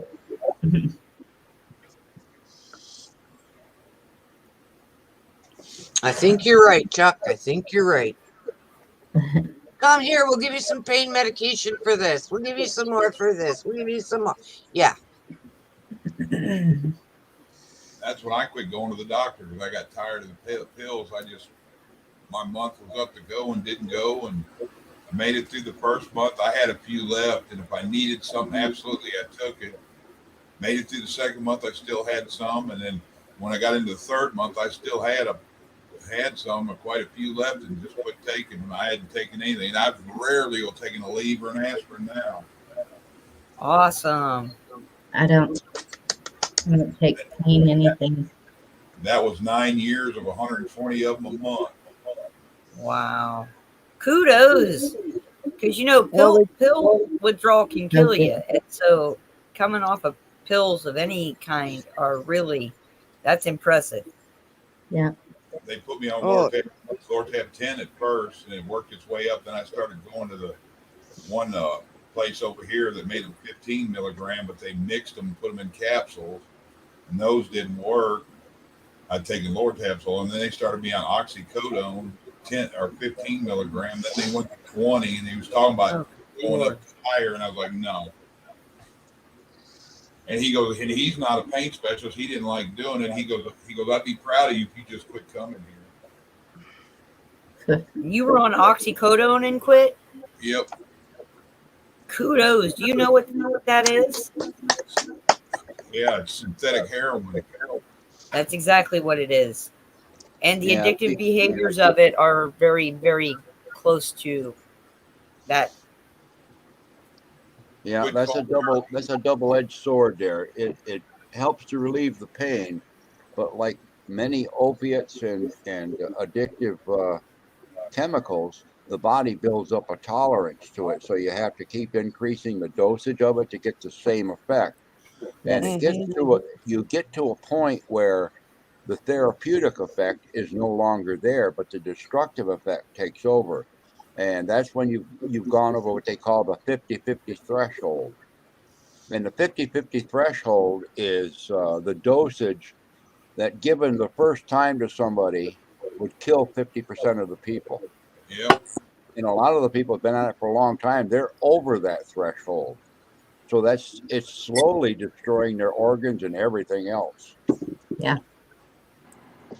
When I was on, they had me on oxycodone. It wasn't touching the pain that I had, and they put me on oxy. And of course, being on that, I had to go through these pain management classes, and they wanted to monitor and piss test me and blood test me and everything else. And I was just like, you know what? This has gotten to the point where, I don't even want to do this anymore. You have me coming in here all the time. It's just costing more. This, to me, seems like some kind of a scam or scheme just to get more money. It's a gimmick to keep you in the circle. Yep. So I was like, just get rid of all of it, and maybe I'll become an alcoholic if I can't handle it anymore. But eventually, mind over matter, I've just learned to cope with it. You know what the difference between oxycodone and oxycontin is? Oxycontin is time release. Oxycodone is direct release. Yeah. It's the same with Xanax and Klonopin. Well, there's an herb that's just as effective as that grows wild in a lot of people's yards and stuff, and they don't even know it. And that's called wild lettuce. Yep. You can make a medicine out of the wild lettuce that's just as effective as morphine. I got a buddy of mine. I was just going to bring up morphine. A buddy of mine, he used to take and pick it and rub it on his knee, or he'd take it and chew on it. That's good. I don't know. I guess I've had a high tolerance for a really long time because I've been in the been in the hospital several times where they gave me stuff and I was walking around and they're like, why aren't you in bed? And they're coming and grabbing me. I'm like, what did I do wrong? And they're like, you shouldn't be walking around. We gave you enough medicine to knock somebody out, and somebody shouldn't be walking around. It's not safe. I so used to taking them that I'd take one and I'm like, well, I got an extra, I'll take two of them, and it didn't even affect me. And it's like, no. Oh, yeah. I don't even know where that comes from, Just everything tolerance. hurt on me before I quit. Wow. Every joint, every I could feel every vertebrae, my back hurting, my neck, every joint felt terrible. And the doctor told me, he said that they eat everything up in your joints. They destroy your body. He goes, you want to keep that? He goes, I wish you would stop coming to see me. He goes, you need to smoke pot. Can you hear us okay? yeah. Y'all take D3, Joseph and Chuck, because it builds back the bone and muscle. And what you call it? I can't remember the name of it now. Rebuild your cartilage. Wow, we're gonna refresh real quick. He's saying shark cartilage. Yeah, there's another name for it. I got a big bottle of it around here. I just don't. Every time I take one, it gets stuck in my throat. Glucosamine. Yes. Yeah. Glucosamine with chondroitin is good for your joints. But every time I take one, it gets stuck in my throat. And Yeah, that's the coating that's on the pill. Of course, they're about the size of a damn cow aspirin. When he gave me the first batch of them, I'm like, do I swallow them or push them up? And he's like, these are pills. You swallow them. And I said, look like a suppository. Yes, it's a D3. Can you break them? What, the glucosamine? Yeah, put them in a pill cutter. Cut them in half. Cut them up. It's not. I don't think it's the length. It might be the length. I think it's the size of it. That it's like it seemed like it always stuck between my tonsils. Yeah. I have to cut my pills up. My wife does too, but she don't take. She could a normal I dose. had a zinc tablet get stuck in my throat one day because I had postnasal drip. That damn thing was there for over an hour. Oh, You know what I need to get rid of it? Toast or regular bread. Toast will usually get. Yep.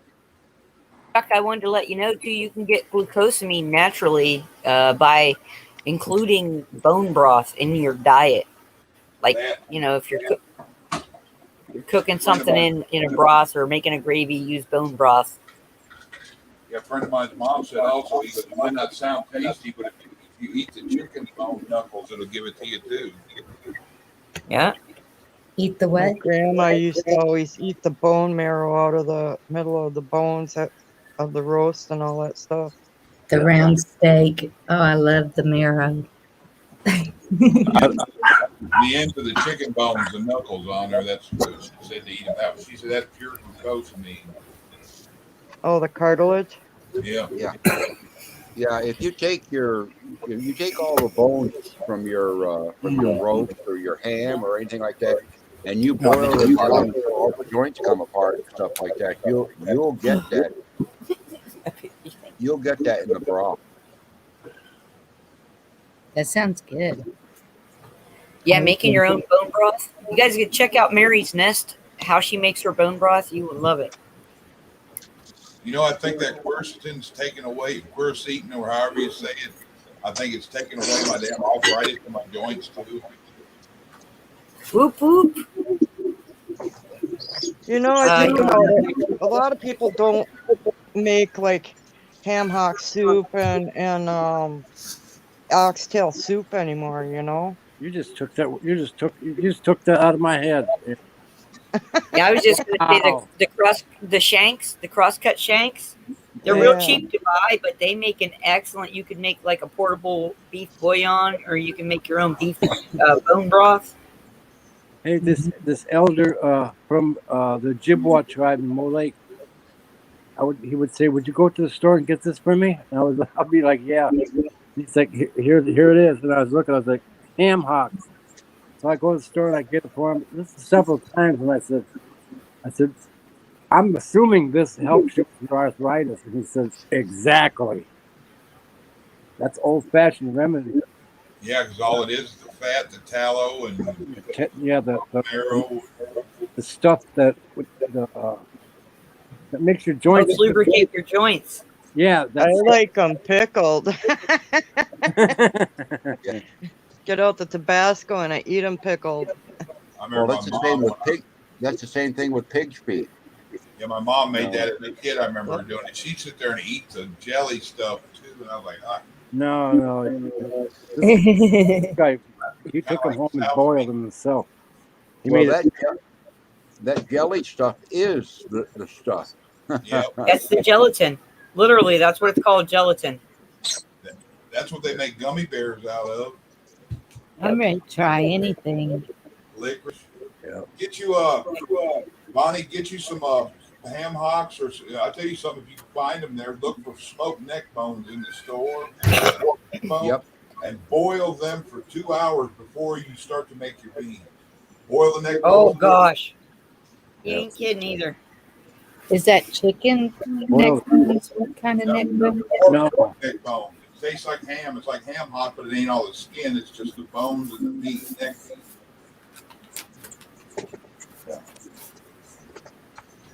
Yep. Smoked. Yeah, I get that, Joseph.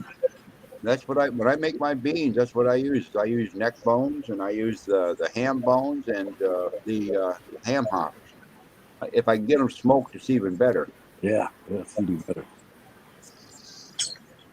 My And son can get me those because he's butchering hogs every day. Pig's feet and chicken's feet are really great ways to get a natural gelatin. Like you can make your own bone broth, your own vegetable broth, chicken broth, all that good stuff. And if you have the feet to boil up in it, the gelatin comes out of them and it does the whole, the whole bit for you. Yeah, with the chicken feet, one of the good things about them is after you boil them for a little while until they soften up, you can take them and put them in a blender and then put them back into your pot, and they become part of the stock. And it actually, because you've broken it up in the blender like that, more of the collagen and those other things come out of solution into the broth. Oh, nice. Yeah. You just have to make sure that when you're doing your chicken feet and stuff, if you can, clip the toenails off. Yep. You get stuck in your teeth. Either that or cut them outside and let them dry a little bit. You got a toothpick. Yep. My wife gets mad. Usually when I make beans, I'll put a lot of carrots in it. I like carrots and a lot of like neck bone. I put smoked turkey wings or smoked legs or thighs or some turkey stuff in it. And she's like, it tastes like bean flavored carrots is what I make. I'm like, I like carrots. I don't put that many, but she said the carrots are overwhelming in it. Yeah. Sometimes that's what I do. Oh, sometimes carrots are overwhelming. Have you ever bought those rotisserie cooked chickens that they'll sell in the grocery stores and stuff that is already cooked? Yes. Yeah. Okay. Now, when you take those chickens out of that container that you're in, that's what I always buy those if I'm going to make my chicken soup. But anyway, I cheat like that once in a while out too. of the container and look in it, you'll see that gelatin and everything in the bottom. Yes. And I always scrape that out and put that in my soup stock too. Yeah, that's the goodie. Yep. That's what my daughter's bringing for Thanksgiving because she won't eat turkey, and I Well, keep the carcass because you can boil that carcass up and make your own chicken bone broth. I will tell her. Don't throw anything away. Buy you an air fryer and make a small turkey in the air fryer. I made air fryer turkey, and a bunch of people that hate turkey have had that. But I also use Cajun injector butter. I put like 2 bottles of injector in my turkeys, and then I put them in the air fryer. Well, I told her, I said, let me put a Coke can or a beer can up the rump and put it on the smoker. And no, Mom, I want my rotisserie chicken. I said, okay, fine. That's what my turkey almost tastes like, a giant rotisserie chicken when I do it that way. Yep.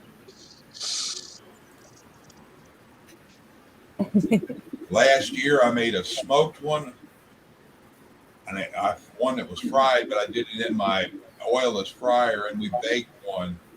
The first one gone was the fried one, then it was the smoked, and I ended up giving away the other one. Really? My son's doing one smoked, and we're baking one. So we'll see what happens. But I like that air fryer. It's like 20 minutes or 30 minutes a pound. That oilless fryer, I can cook a 20-pound turkey in about an hour and a half, 2 hours. My mother gave me one, and I sold it because I have so many appliances. I just didn't have room. My I dad have got it. me a giant crock pot year before last. Yeah.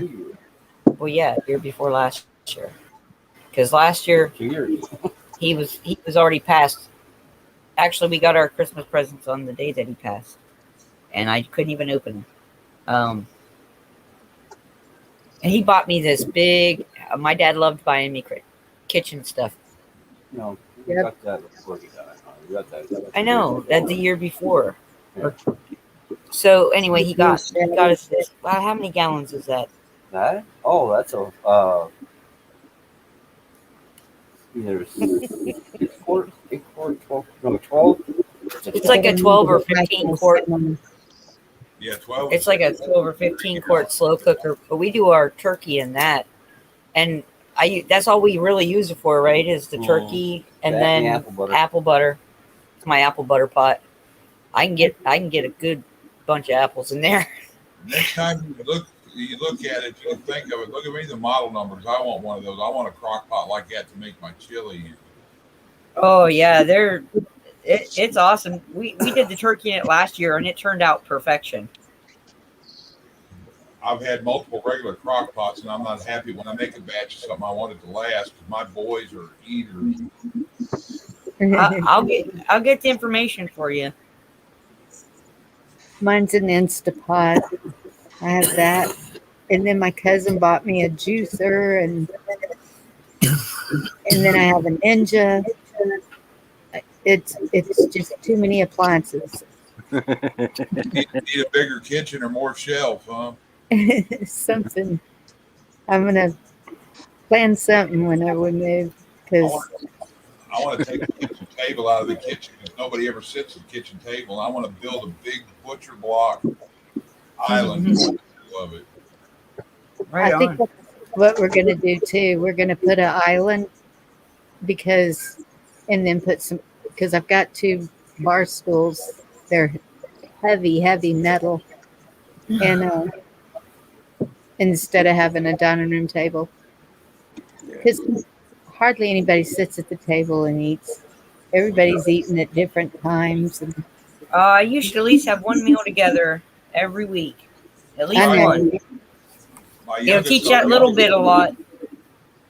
Well, and it's usually me and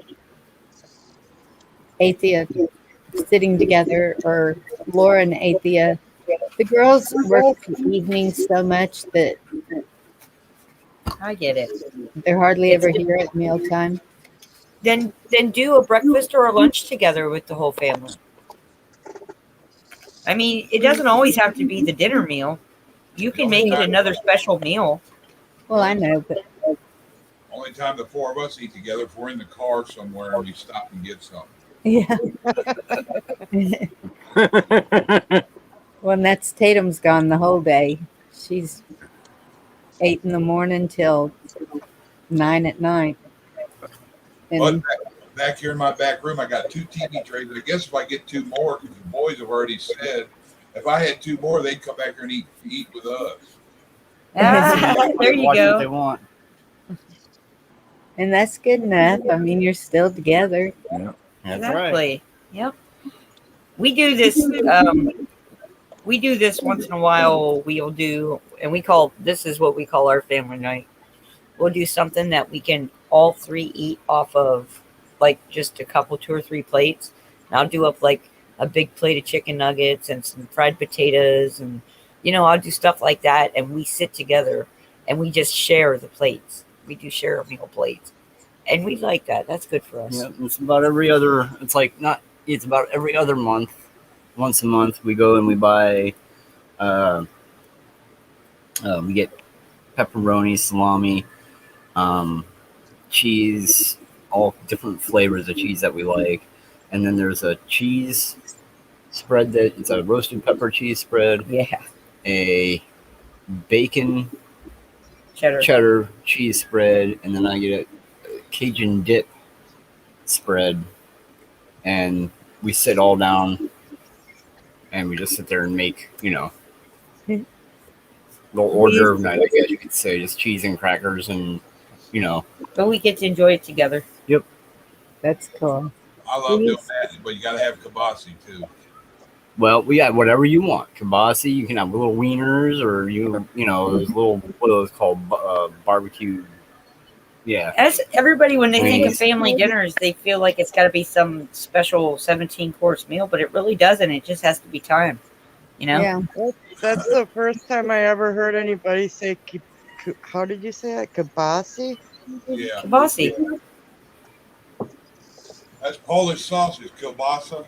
We I call know it kielbasa. I know what it is because the place that puts out the biggest amount of it Thanks, is Joseph. right here in the town that I live by, and that's the factory and everything. It's always called kielbasa.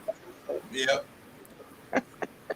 I'm just saying that's the first time I ever heard it pronounced the way you guys were pronouncing it, and I'm like, are they That's talking Ohio about thing, I kielbasa? I like it when it And sours the funny out. part I about it heard here that. is even if you call it kielbasa here, you go to the store and it's called Polish sausage. That Yeah, You walk into I these stores where there's not a meat cutter and you ask for kielbasa, they look at you like you're a stupid, goose butt. like you're speaking a foreign language. and you There's a can German go like around from, here. like from right where I'm at, and you get your little sausage links, breakfast sausage links, but you drive a few miles east of here, and the things are hanging off from both sides of the plate. They have big sausage links, you know. Yes, we are Amish ones are, yeah. That's that's Our a an bratwursts Amish are twice the breakfast size of what you sausage. get in They're Full huge. plate. grocery Full store. bratwurst. Yeah, We used to do the Worse, we group get hang thing off the bones. whenever I'd make a big pot of, I don't know what y'all call it. I call it hot cheese dips with the Rotel and the Velveeta. mm. and queso. Go to Bonnie's house. I'll see you later, babe. Yeah. So everybody would grab what they wanted to dip in it. And Heck yeah. The See, old that's cheese, something simple. the old Sorry, cheese Pat. fondue. I don't know if you guys can see Just this. gonna say that. Pappy got it. Fondue. That's an old thing. Not old, but that's a time gone Yeah, I see past. that. They had one of those down in North That's sliced, Carolina. huh? well, You guys see that? Yep. hang My on. neighbor, Kielbasa. my neighbor works at Hillshire Farm, so I get all my kielbasa free now. I know his arms are probably going to fall off. Yep. Okay, hold it up now. Trying to get a light on it. Oh, it's already cut up, huh? Yeah. 2 Oh, there pound you go. bag. It's Home Smokehouse. That's here in Texas. So Bonnie, if that's what you was asking about it. Yep. Ooh, there you go. All So- we need is some grittas, coleslaw, and we're ready to go. Yep. Is that what you guys would use in like gumbo and stuff? Yeah, this I use it in gumbo. I like taking this and just getting a bunch of it and frying it up like they're talking about. They have cheese and crackers. Yep, anything. I do too. Freaking I'm top. stepping down, everybody. Have a good night. Love you. All right, Linda. Have a great night. Good night, hon. Love you. Yeah, Brenda. Who left? Dorinda. Dorinda. Brenda. Oh, I couldn't figure out who it was. Yeah. For a minute. Have a fondue pot. Yep. Yeah, I had a bread maker too, and I gave that to my brother. My mother, when she goes to cleaning out, I gave it to my son, not my brother. Sorry. Tatum hears me now. She's correcting me. I don't even know who ended up with my fondue pot. I think I still I got. like blue cheese on steak. Oh, Oh that'll yeah. make me drool. Oh. Except my youngest, you can let one of my kids know that my wife's making rotel, which she puts hamburger rotel and Velveeta in it. You can tell one of them, except the youngest, it's being made, and all of them will find out within a half hour and say they're coming over. Yep. Come up, Lisa. Lisa can come up now. Come on up here. You can leave Joseph down there playing with his wrench. Or whatever he wants to. They make pills for that. Yeah, I sold my sandwich maker too. Sandwich maker.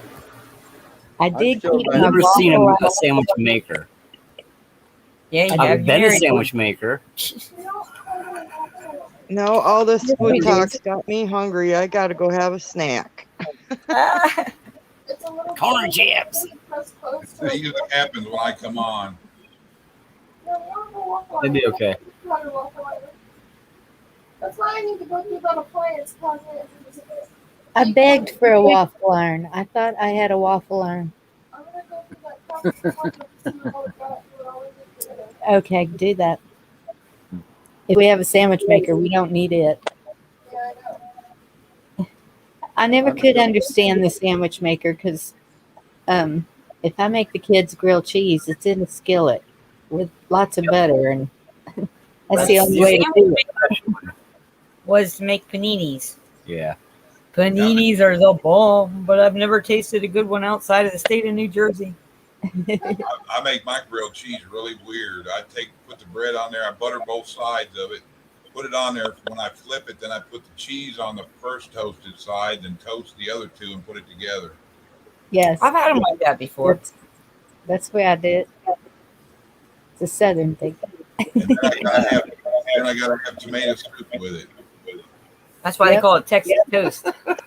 They're having grilled cheese on Texas toast. They got to make the toast before they make the grilled cheese. Happy belated birthday, Joseph. I love Texas toast because it's so thick. Thick and buttery. Yeah. and toasted. Butter. Yeah, now I want grilled cheese and tomatoes. Making you hungry.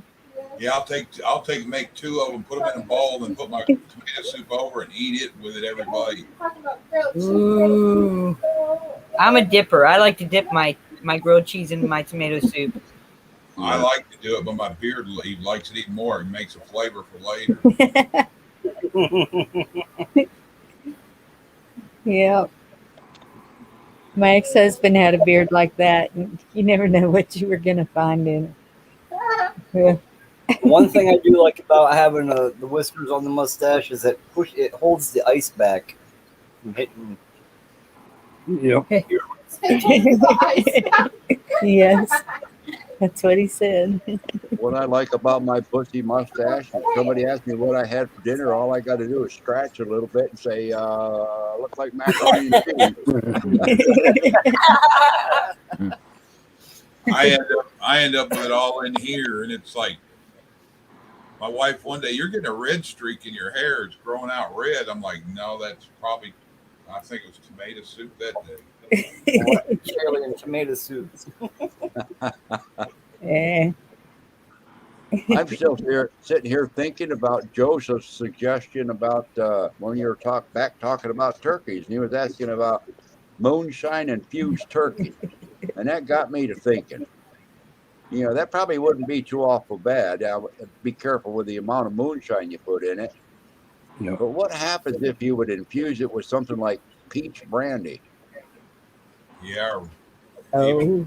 blackberry brandy. Well, I mean, it wouldn't be any different than what the drunken chicken from China, right? They do it with like sake or something like that. Yeah, They got cook me a thinking now. or drunken or the drunken chicken.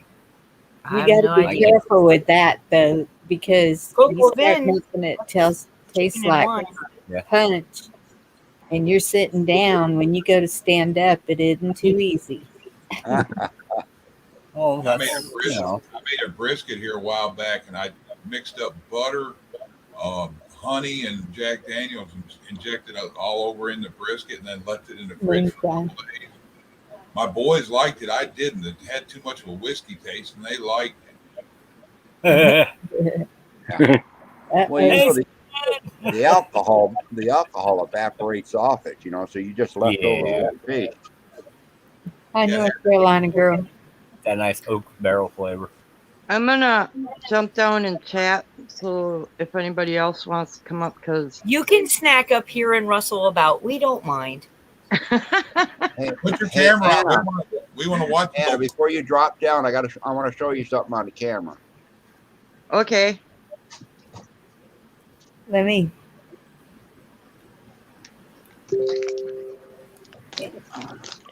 This is what it's going to look like when it comes to you. Okay. Thank you. Alrighty.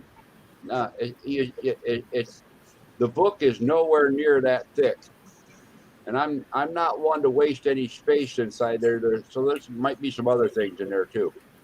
Okay. Aw. Well, thank Okay. you. Aw. Thank you, Pappy.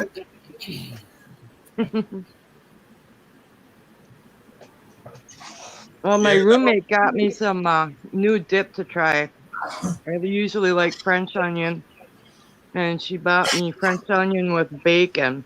Oh, I love It's French onion. different. I like a beefy onion Yeah, we or make ours. golden onion. That's a good one too. Borden's Go ahead. here Sour used to cream put, and Lipton onion soup. Or Yeah, I love Ginger Borden. man. Borden's used to put out a jalapeno dip. Oh my gosh, it was to die for. They still do. And I had to fight my kids for it. Mom has one too. Yeah, that Top sounds like an Tater old has You good want stuff. ketchup? They still do. Yeah. I can't ever find it. You don't go into grocery Look at stores. Kroger. You girls better get on it. That's your mama. You better surprise her with a jar of that dip. Yeah, Bonnie, Not look at open. Yeah, not open or empty. Okay. Good news, Mom. We found some. Bad news is I don't know what happened between the store and home. That's the way when we There used was to go. bags of chips. I swear there was. We'd go shopping in San Antonio, get groceries, because at that time that was the closest HEB. Now they've got them everywhere. But so we'd get that crab dip and a box of crackers, and me and my friend would sit there and eat that whole tub all the way home. Oh yeah. That's the way we are. We could get away with it. Oh, I'm talking Get about away with it, but if we'd allow ourselves, we'd do that. You know what my wife does? We go to the store, so I don't put everything in the buggy. She'll say, there's leftovers. I she's already like, ate find that. something you really want right now. I'm hungry. And I'll find it. She'll go, Y'all okay, eat open that. it. You eat that. You don't touch nothing. There's fruit. I know Smart I'm lady. fruit. Because I'll be walking along and I'm like, here, we need this and this and this. Oh, I want French onion and healthy. You say so. And now what crap? Growing up, my favorite snack was Crabs. club crackers with stone ground mustard on But then you got to have the cheese and the kielbasa. it. Nowadays, I do. We have a charcuterie board with all that on it. A charcuterie board. Charcuterie board. It has 3 meats, 3 cheeses, little tiny pickles. I don't remember what kind of pickles they are. It's got that star I do some, Joseph. big jam. Have y'all ever heard of that? A charcuterie board. Nope. Are you saying that right? Charcuterie. Charcuterie. Yes. Everyone tries to pronounce it a coochie board. I'm like, no. Coochie board. Okay. My favorite snack was and still is. They're like, coochie board. I'm like, no. Makes it sound less appetizing. I'm What sorry, Pappy. What'd you say? I was going to say my favorite snack was and still is garlic cheese curd. Ah, we have them here. Uh, I'm good. You don't think it sounds good? If I ate cheese, it does sound good. Sounds like Wisconsin stuff. Yep, fresh every Thursday from DuPont Cheese Factory. That's why they're cheeseheads. Not a cheese board. you know, if it says DuPont, they know how to make chemical stuff come together. Well, DuPont Cheese Factory, there isn't even any other houses or anything there. It's a little township they call DuPont. But there's a church and a cheese factory there. That's it. One of the shows I watched, it was one of the guys doing that, going to different restaurants, and it was this place in Wisconsin, and with their trademark was putting cheese curds in the chili after it was done. Nah, it's got to be 2 years or more older cheddar cheese for me in my chili. Oh, goodness. Yeah, I like the extra sharp. You know, Yeah. the white. It's almost dry when you cut it like a Parmesan. That's how long. Mhm. That's what my Have you mother ever would had- make her macaroni and cheese out of. I like it. The more fancy cheeses. That Italian white, or not Italian, Irish white cheddar is so good. I like white cheddar. I like brie. My granddaughter's over there yelling. She's all getting hungry and she's trying to go to sleep. I said, go eat the leftovers. And she said, I already did. And I said, well, there's fruit. Now they're making jam sandwich. Jam 2 pieces of bread together and wish you added something to jam in it. Did you buy any bread? No. She didn't buy any bread. Well, you know, we learned when I was very young. We learned that bread was an extender. There was more than one meal that I can remember as a kid. It was nothing but bread and milk with sprinkled sugar on top of it. Yes. That or butter bread. Yeah. Me and my brothers, we would put ketchup on it and roll it in a ball like a doughy ball.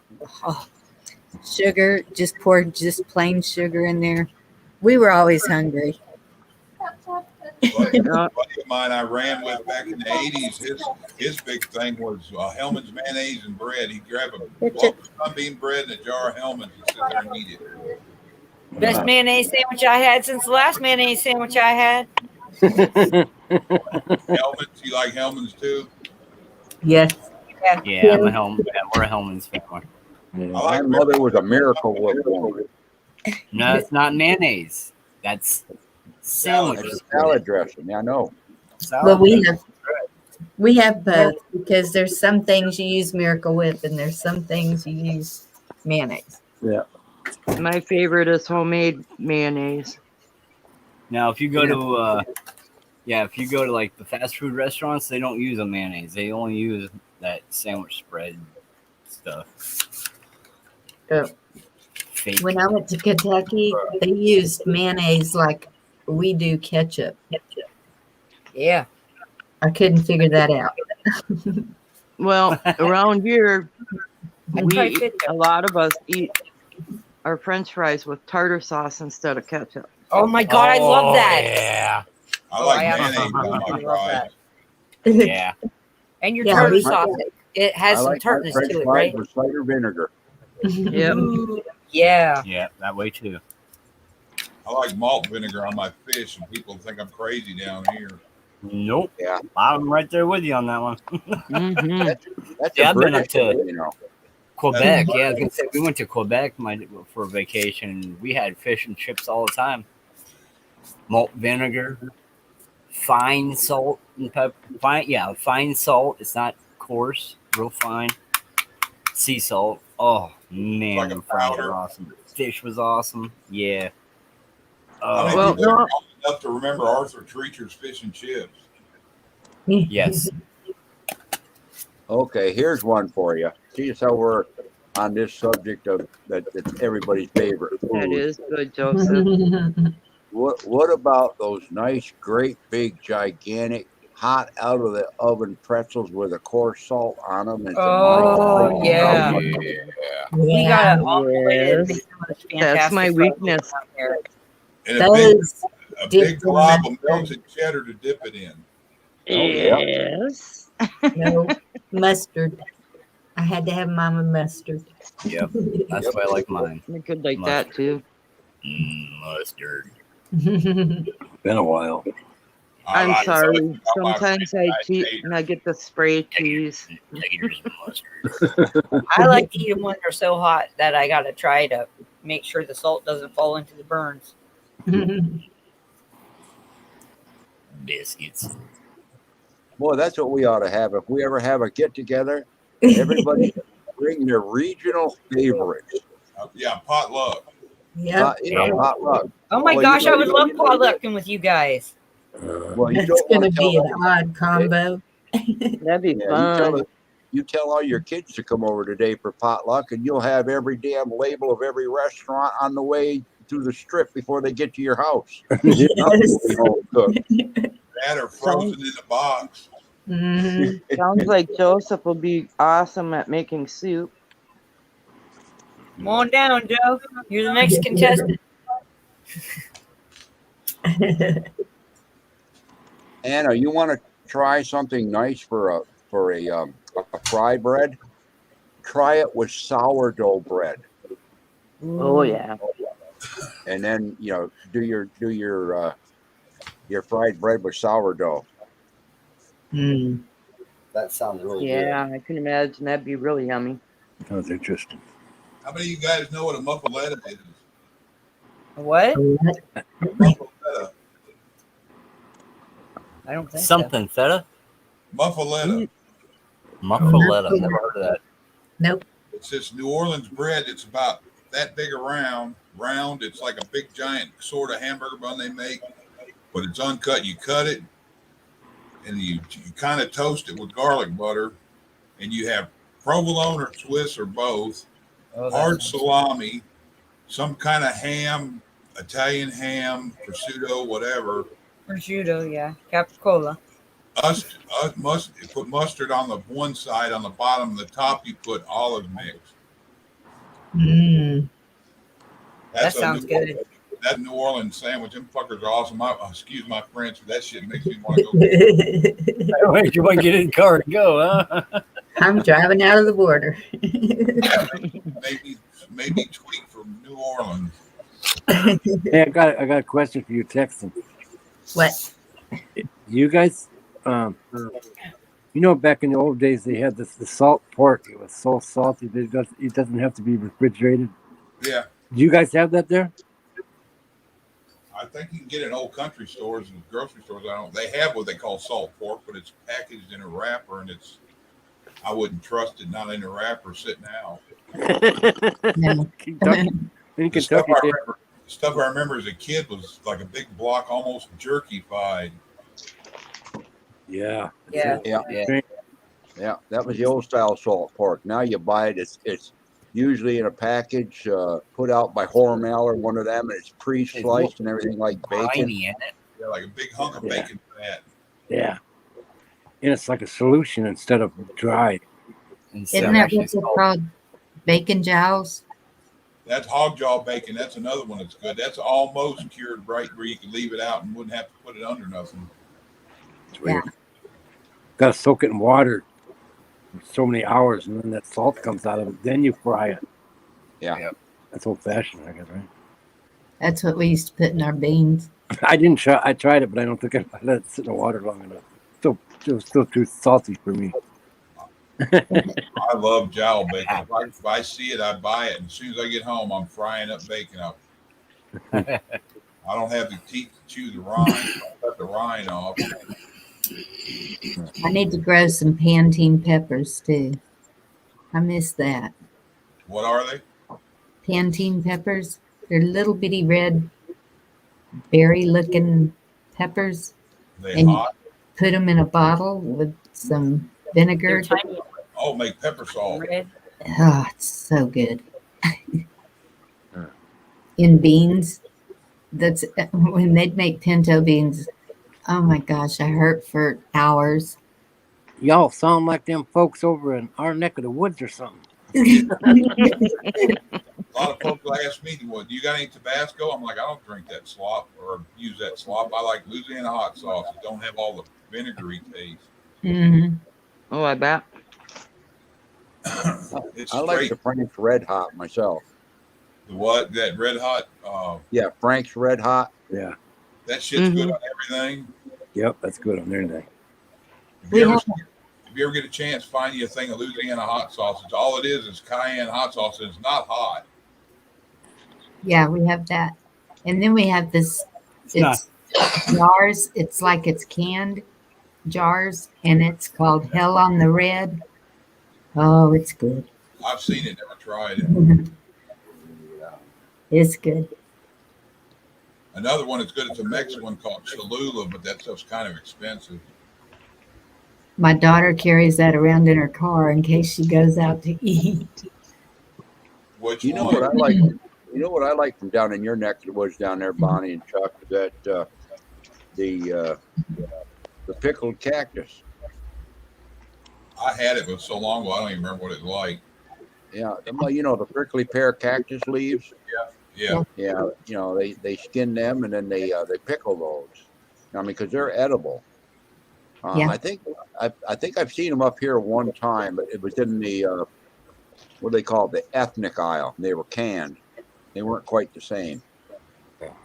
I've had an omelet made with it before. It had bacon, prickly pear cut up in it, and I think onion. Yeah. That was a Texas something omelet. I forget where I was at. It was good. It was like, kind of like almost in that it tastes like bland onion almost. Well, it picks up some of the taste of the onion, but it's got like a tartness to it, almost like it's almost like it had some alum in it or something like that. Yeah. Yeah. The bacon and the onion probably hit it. Yeah. Well, it sounds like it come together pretty good. Yeah. I didn't. Pickled okra. I'm one of those guys that's on a seafood diet most of the time. If you set food in front of me and I see it, I'll probably eat it. You know. Then again, I spent 20 years in the Army and bounced around the world, so I've eaten a lot of things. I just didn't ask. Yeah, I had a buddy of mine I went to school with. He said he thought his mama was a good cook till he went in the Marine Corps. I'm like, wow. I said, your mom must have sucked. He said, no, we were raised up on sandwiches. When I went through my first training down in San Antonio, it would have been, let's see, that would have been 1969, I guess. And I went down there for the medical training and stuff. And I went off post one time to go down San Antonio down there. And because I had a friend, a Hispanic fella, and he had family down there. So we went down there to eat one time. We went into a place and it had the homemade tacos and everything. So he got me the taco assortment and got all done and everything. And one of the tacos was really quite tasty. And I ordered extra of those and I ate them. And so later on, he says, "You know what you had?" I said, "Yeah, tacos." You know, but here I am, a northern New York boy. I never had tacos before, but they were good. He said, "That was calf brains." I said, "Oh, they're good. They're good." Yeah, my uncle. I never ate them after that though, because I knew what not to order if I didn't want them. Don't ever try menudo. Well, Hey, Victor. Yeah, when they do it, made out of chitlin, I think. Yeah, well, chitlins, yeah. Or menudo. You ever had menudo? yes. Yeah, made out of cow stomach, tripe. Yeah. Yeah, right. That's it. I called it chitlin. It's basically the same thing, Yeah. almost. Yeah. I don't know. That's weird stuff. Well, if you don't clean the chitlins before you cut them up and cook them, they taste like chitlin. Yeah. Chitlins, if you're cooking chitlins and you ain't doing it right, you will chase everyone out of your kitchen. I was going to say, Yeah, it's Well, like that that's make you shitlin. You ever cooked kidney? You ever boiled up kidney? No. Oh my goodness! You might as well invite the walk in. Everybody, take the top off the pot and pee in it. boiling That's pot what of it- fish. Huh? That's what it smells like. Yeah. Wow. You know what I do to cover that? I throw an onion in it and some bacon grease, and then cover that other smell. And Well, I'll tell you what, Everything's better with bacon. mule deer. You smell a cooking mule deer. I'm happy it tastes better than it smells. Hey, Victor, Yeah. there you are. Well, bacon grease is kind of like the sugar that helps the bitter medicine go down. You put bacon grease on, you can get anything down. Yeah. Yeah, right?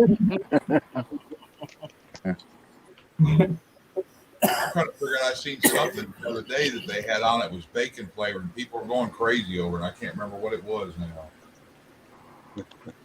I don't know about by you guys, but a lot of the places where you go out to eat around here, especially the taverns, if you're having a bacon cheeseburger, because they normally don't have much more than a deep fryer and the grill's usually full of other stuff, they'll throw their bacon right in the deep fryer to make it, and boy, does that make the French fries and everything else taste really good. Oh yeah. Yep.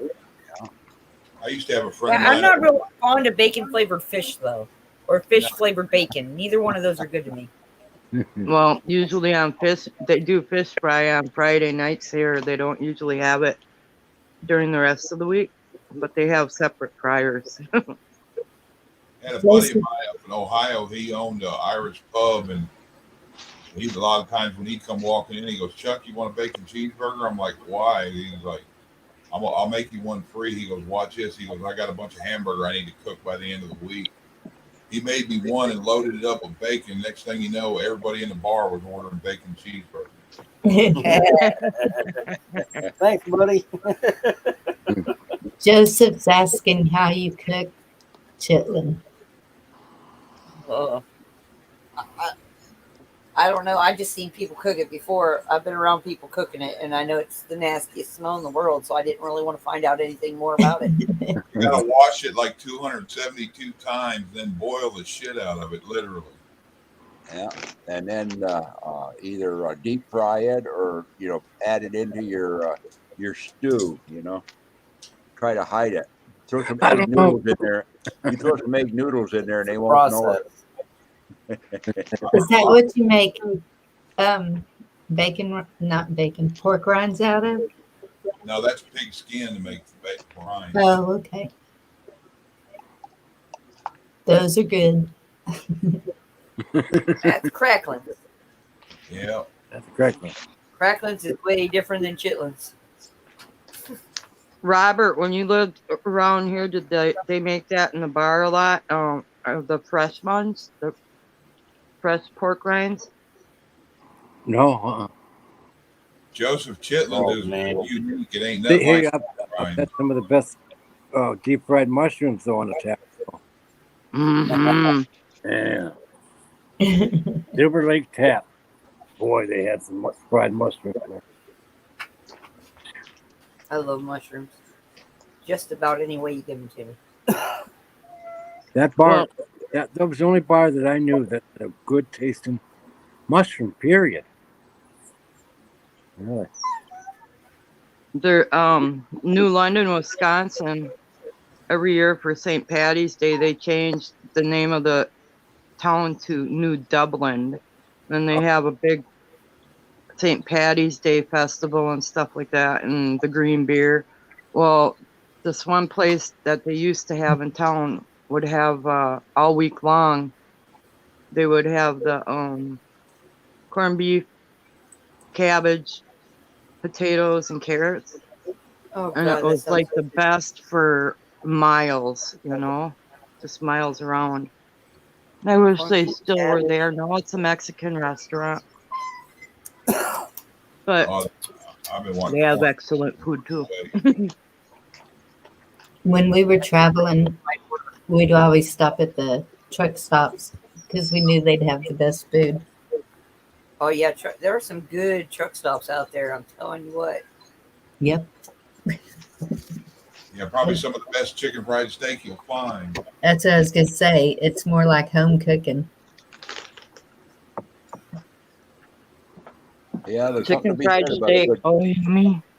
a chicken fried steak with nice white gravy, black pepper white gravy. I'll have to take Add a a picture little of dash mine. of hot sauce on top, and you're good to go.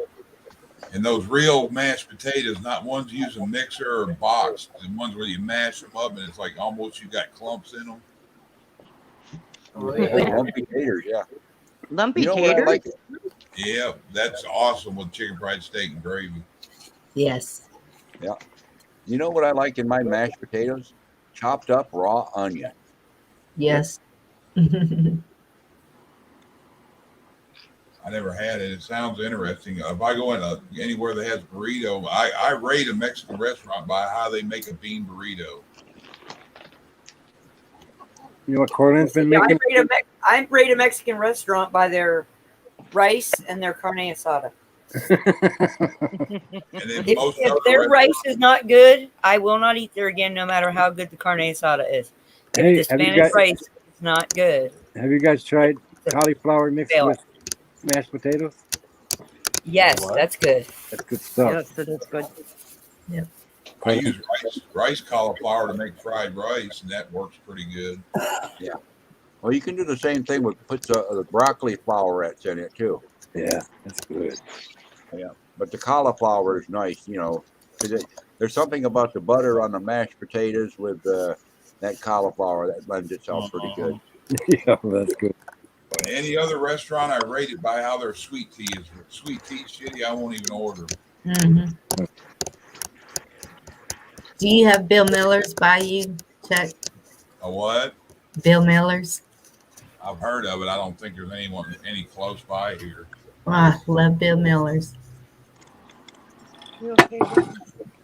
I think they got this one place a buddy of mine told me about to go to. It's called Texas Traditions, and I think there's one somewhere by you down in the San Antonio area. And it's a diner that everything from breakfast food to fried fish and chicken fried steaks, everything you can think of, but it's a diner atmosphere. Kind of sounds like Texas Roadhouse. Yeah, this is Texas Traditions. It's not big as a Roadhouse, but Hey, Victor knows how to cook. I was just gonna say, it looks like Victor's a pretty good cook too. Yeah. Mhm. Well, when it comes to food, it brings us out, doesn't it? Yeah. Has anyone ever had those, the real casing hot dogs? They used to make them. Well, you got the regular size, it's about the size of your thumb, and then they would make another one like a jumbo. Yeah. It was like two thumb sizes. Yeah. Have you ever had them deep fried and then served on a bun? Oh, I never thought of that. No. Oh No. my God! They put them in the deep fryer until that skin pops and cracks, Mhm. and then it gets it crispy on the outside. Ooh, ooh, ooh! I do Slap that. in. I Slap that make hot dogs in the air fryer, and they come out bad. Awesome like that. That's why I like them on the grill. They get crunchy. Mm. Well, it reminds me of when we were kids. Put the hot dog on a stick and stick it out over the campfire. Yes. Yeah. My youngest does that on the stove. He'll take a fork or a skewer and put it on a hot dog and hold it over the burner. Yeah. That's how I grew up. Mom and Dad would be gone, and I'm like, well, nobody's here to make a fire. Let's make it on the stove. And then my wife would be like, "What's this mess around the burner?" Yeah. These new hot dogs scare me. Doing marshmallows like that stunk up the house pretty bad, though. Yeah. But if you flick it on somebody, it's fun to watch them run for a few minutes. Yeah.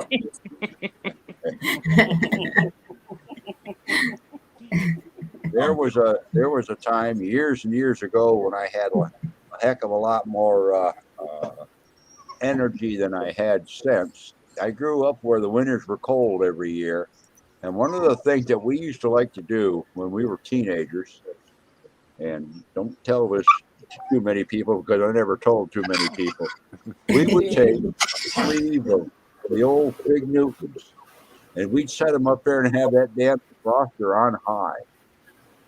And then we'd go down the road and we'd take a hot Fig Newton and throw it on somebody's windshield as we drove by. Oh my goodness. That Fig Newton would splatter and freeze. Like, what kind of bird did that? Yeah. No doubt. That's what I was thinking.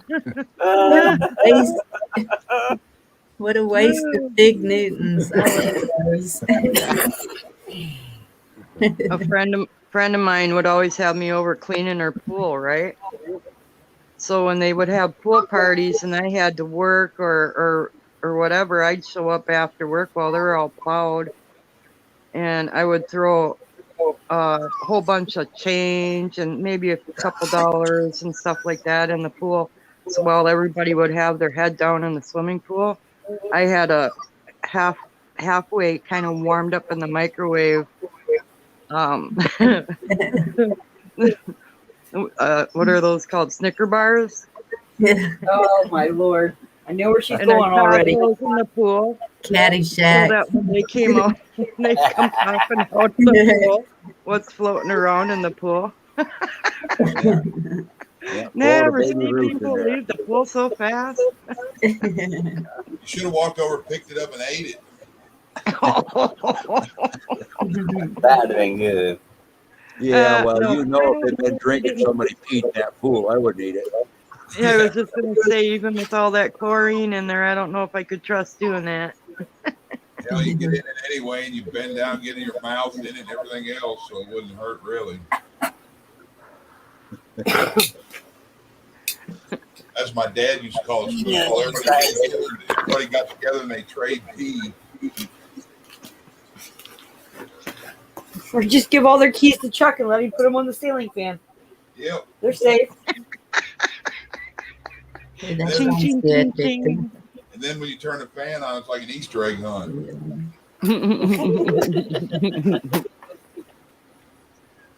That was funny when you told us about that. Oh, I had I know. tears I in my still eyes. Now, All right, who's talking? Nipples too. Who's talking? Probably Bo. Is that Bo talking? No, they always sleeping on the bed. Uh-oh. That's Minnie Mew. That's my little old Millie. Oh. She's getting old and senile and starting to go blind, and yeah, she doesn't know if she wants to be on the couch or on the floor. She does until I go to bed and put her in bed. Then she climbs off from me, over the top of me, goes down onto the floor, and lays there. She might whimper for a little bit, then she'll lay down and go to sleep. She's getting senile, old and grumpy. When Pappy talked about the wind or the breeze or whatever earlier today, I was like, oh, the breeze that's coming from the other end of my couch. She's the one that takes off like a torpedo when she toots because she's afraid. Ever since I got her, she's afraid to fart. I had a girlfriend like that once. Well, it might be painful to her too. You know what? I got to thinking about that. It might be painful for her too. The gas in her tummy. Yeah. Painful Yeah, to hold that's it in. Yep. Well, and then too, like a dummy, she wanted some of the chips and dip. Well, like onion dip's gonna be any good for a dog that's got the toots, you know, and afraid of them. Seen where they had to do cows. These dogs are so spoiled rotten. That sounds awesome, Victor. I love chili. That does sound good. Yep. I Oh, love yeah. chili animals. Monty will tell you about gas if you want to know about gas, especially around cows and horses. Yeah. Oh, I worked on farms enough. I know about that. That settles it. We're going to all have to meet up and have a potluck. Yeah, the last thing you'll ever want to do, and you'll only do it once, is walk behind a cow or a horse that's been inside most of the wintertime on grain and hay, and then you let them out in the springtime, and they get into the green grass for the first time. Oh yeah, okay. You know, and then you know those type of animals, you know, the way their digestive system works, you know, by the time it liquefies everything, you know, they want to cough once in a while, bring a cut up to re-chew it again, put it back down. But when they cough, if they happen to be loose on the other end, it's fire hose time, baby. Oh yeah. You better run. Change my clothes more than Road once. apples. Road applesauce. Yeah. Green applesauce. Yeah. Yeah. Can I go outside, Wormy? Well, I'm gonna jump down. I have a few things to do, you guys. Oh, I don't know what just happened. Oh, excuses, excuses. All right, good night, hon. Love you guys. Good night, Anna. Good night, Anna. I'll be back in chat in a little bit. I've just got to take care of some dogs and Love you, probably. hon. You just Okay, gotta go talk to you pee-pee. later. Stop making excuses. We know you got to baby him. Yes, I do. We all know. We are all pet Well, parents. little worm, Sage, since she come back, she's getting a little bit fussy and a little bit picky. She don't want to eat nothing unless Mama's hand feeding her. Oh, I'll introduce her to Bobby. She's Her getting and Bobby get along spoiled. well. She'll do like my son when he had his appendix out. I mean, he milked it for a month. Oh yeah. I'm only supposed to have ice cream and popsicles. Oh, Mom, it hurts. Oh, Mom. My grandma had a poodle when I was a little girl. My uncle stepped on its toe, and that dog would not let him forget it. For I don't know how many years after, whenever my uncle would come over, that dog would all of a sudden he'd find out that it was my uncle and go and fake like still had that hurt paw. You have to believe me. I am not kidding. It was so hilarious. All right, I'll talk to you guys later. All right. Yeah. I know where I was. Frankie's doing the same thing right now. I looked up Beaver, Oklahoma to see how big it was. They have a cow chip throwing contest. Said no way. Doggy. Cow chip throwing contests are best done in hot weather. Yeah. And don't lick your finger. Or rub Yeah, your we have- eyes or pick your nose. We have cow bingo here. Yeah, I seen those too. Everyone know what cow bingo is? Nope. Oh, go ahead and tell them, Jeff. They literally mark an area in a cow field with like paint, and then you got to wait for the cows to walk around and Not Joseph. yeah, drop their poo in your square. Oh my Whenever square goodness. gets pooped in, that's the bingo. Good night, Joseph. Night, Joe. Night. Night, Oh, Joseph. Have a good night, Joseph. You're welcome. Speaking of cow crap, my dad used to say, he said, work better than your stick. He said, you know, you put cow crap will cure chapped lips. I'm like, how will it cure it? He goes, you won't lick your lips. Hey, I stopped biting my fingernails when I started working on the farm. yeah. Maybe that's when I quit biting my nails. Huh. I should have tried that with my son. My I used to youngest suck my thumb son. when I was little, and my mom said that's how she got me broke of it. Well, my youngest son would chew on his shirt. His T-shirts would be all stretched out at the neck because he constantly had it in his mouth. And so he had a red ring under his lip all the time from it, too. See, when I stopped sucking my thumb, I started chewing on my braids. And when I got in trouble for chewing on my braids, I started chewing my pencils. And I'd chew them suckers right in half like I was a beaver. Wow. And Bear Creek is where my grandfather's buried. Wow. Oh, weird. Well, chewing on hair is not a healthy thing to do because lots of time when they chew on the hair, they swallow it and they end up with an intestinal bolus, a blockage. Yep. Like a puppy. I heard it caused worms. Cause what? Your hair? Yeah. And I never believed it. And somebody said, put a hair in a glass of water and leave it there and see what happens. And I can't remember if it did anything. No. I No, don't your think hair it did. no. Doesn't cause worms. But yeah, I it think you can stop cause an chewing on it. intestinal blockage. He's Yeah. right. That's why my mom was so mad at me chewing on my hair, because I had really long hair. I mean, I've always had long hair. So that was an issue. Your hair is basically the same thing as your fingernail. Oh yeah, that's right. Bear Creek is Dead right. one. Yeah. Yeah. What they call keratin.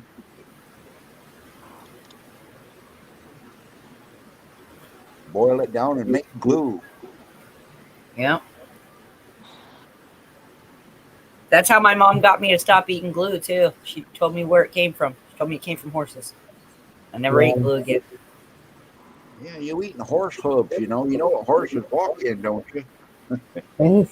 Well, we had a pony when I was little. It was actually my uncle's pony, but he was in our shed.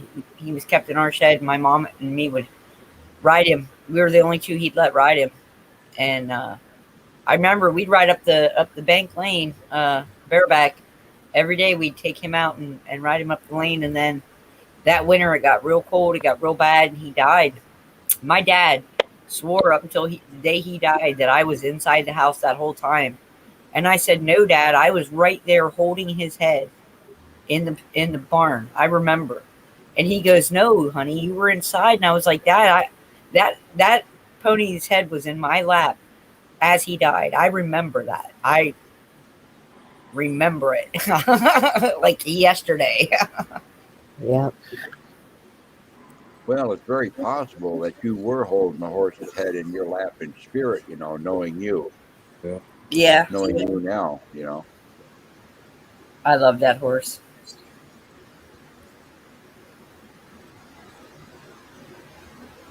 I haven't ridden one since, but it's not because I haven't wanted to. It's just because I haven't had the opportunity to. Well, the first time you jump up on a horse, now you'll be bow-legged for 2 weeks. But I remember that freedom and that connection, and I remember that, feeling. It is. It's Yeah. freedom. I remember His name was Silver. I remember Sorry, Pat. saddling up and riding them horses down in Del Rio, Texas, when we leased that big ranch, that Rose Ranch down there. Those damn things were half wild, anyways. And I hadn't ridden a horse in years and years and years, and I forgot how headstrong a horse will be once in a while, And down in South Texas, down there, every tree down there's got thorns on it. Yes. Every tree down there, that horse knew where the limbs were. Mhm. I spent more time chasing that damn horse than I did riding him. Each time that he dumped me off, I'd go slower because I had thorns stuck in my foot, my leg, my butt. The campground I told you about where they have the powwow every year, up the road from us. It's up there a little ways, but it's not that far from us. But it's Mohican Hills, and they have a campground there. And it used to be that you could rent a teepee for your stay there. You could rent a lot with a teepee. Yeah. And originally, that's where I wanted to get married. Freaking They used to have. Yeah. And Well, that would have been memorable. And are you having a download or something? Frank is my grandpa's name. That's weird. And kraut is one of my favorite foods. That's funny. That's like wow. Yeah, they used to have horseback riding there too, but they don't have it anymore. It makes me sad because it's such a historical native valley, like the whole area. It's called Mohican Hills for crime's sake. And they've tried to preserve a lot of the land there, but That's the first thing the girls were taught was how to fall off of a horse. Yeah. So they wouldn't break Or how to anything. do it gracefully. I don't know how to ask this, but my wife told me before she left for work to ask you guys something. You don't remember now? She's trying to figure out, she's been in menopause a while. She's trying to figure out what puts women in the mood when they're going into menopause. When what? when What they're going through puts- menopause, Black coal has a good natural medicine to help women level out their hormonal imbalances during that time of life. There are several, or I would recommend that she go maybe talk to a nutritionist or an herbalist that can help her get on the right things for her body. You know what I mean? Because every woman is different, and every cycle that a woman's body goes through is different. So it's really going to depend on her, and then whatever information she may have about her mother in that stage of life is going to be important to her in this stage of life. She Makes said, sense? we were talking about it. She goes, my mom was a horn dog when she was my age. And I'm like, I don't know. She was like, she started crying. She felt horrible. I said, how do you think I feel? I said, I'm starting to look forward to leap year, and that wasn't the right thing to say. No, you heard her because she loves you. But women sometimes struggle with desire. It's not that they don't still love you and still find you attractive, but women, as we get older, as our bodies start cycling through those changes, our hormonal levels change, and they can shoot way up or they can drop down to almost non-existent. It doesn't mean that she loves you any less or wants you any less. It's just that the physical desire is not being produced in her body. And then I said to watch Supernatural for a while, and that wasn't the right answer either. Get your stripper pole. All right, boys, I'm going to tell you. Get him, Bonnie. Because I'm seeing Victor's comments and I'm listening to Chuck. Think back when you were trying to win her over. It just takes a lot more romance. Yeah. Get a stripper pole, I said. She don't even like being. Yeah, I need some assless chaps. Some of my big fat ass and some assless chaps. Go get me a utility belt and have a hammer swinging around or something. Huh? Yeah. Well, Chuck, I'm going to tell you from experience because I'm older than you. The more romance, the looser the pants. Yeah. But then again, I might be able to tell you all about that from a man's point of view when I go through it here with my treatment. Yeah. Because I've been told that I'm going to be having hot flashes and stuff like that too. My wife just told me she's going to double up on her meds when that happens. So she can put up with me. You'll want to be cautious with your energy during those treatments there, Pappy. Oh, yeah. Yeah. But you know what? We're all here and we all love you no matter what. So. Yep. Well, when I go through the changes and stuff, if you notice any changes at all, point them out to me because I might not be able to see them. Have you pull your shirt up? I can see your cleavage. I knew it. And Robert would be like, "Show me your boobies." Happy pops up on panel one day and says, "What's it mean if your nipples are leaking?" Well, hopefully not that you're pregnant. Well, believe it or not, part of the treatment that they're going to give me in anticipation of that happening is I have to do radiation treatment on my chest. Wow. Can I? That's one of the that's one of the things that they incorporated into the treatment regimen now for men for prostate cancer. Wow. When they put you on a hormone treatment, it stops your testosterone production, and that can increase the inflammatory process to the breast because men can get breast cancer too. Yeah. Yep. Yeah. So it's a preventive thing. So I'm not even going to have a butt that's like a Firefly, but I'm going to have a flashlight. Hopefully I can turn it on and off at 5 headlights. This is some sound advice for everybody, both male and female. When you guys are getting any kind of x-rays or anything like that, make sure, insist that you have a shield for your neck because you want to protect your thyroid glands from that radiation as much as you can. Yeah. And a tinfoil hat. Well, the type that I'm getting now, and the type that they're utilizing for these types of treatments is what they call the radiation therapy treatments. It's a highly focused beam now. It's not like the older ones that are Scattered. more generalized and can actually spread out, So, Yes. and I guess they can even control the depth of the penetration of the beam as well. So.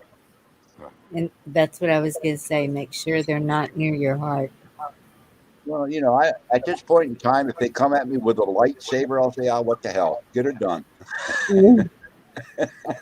Hey, they cured my May the grandma for a Lord be long with time. you. But one of my grandmas, she lived a long time after they cured it. Yeah. Well, that's what I said with my dad.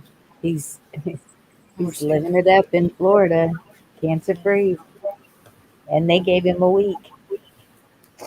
Well, they told me when I was going through my counseling there yesterday, that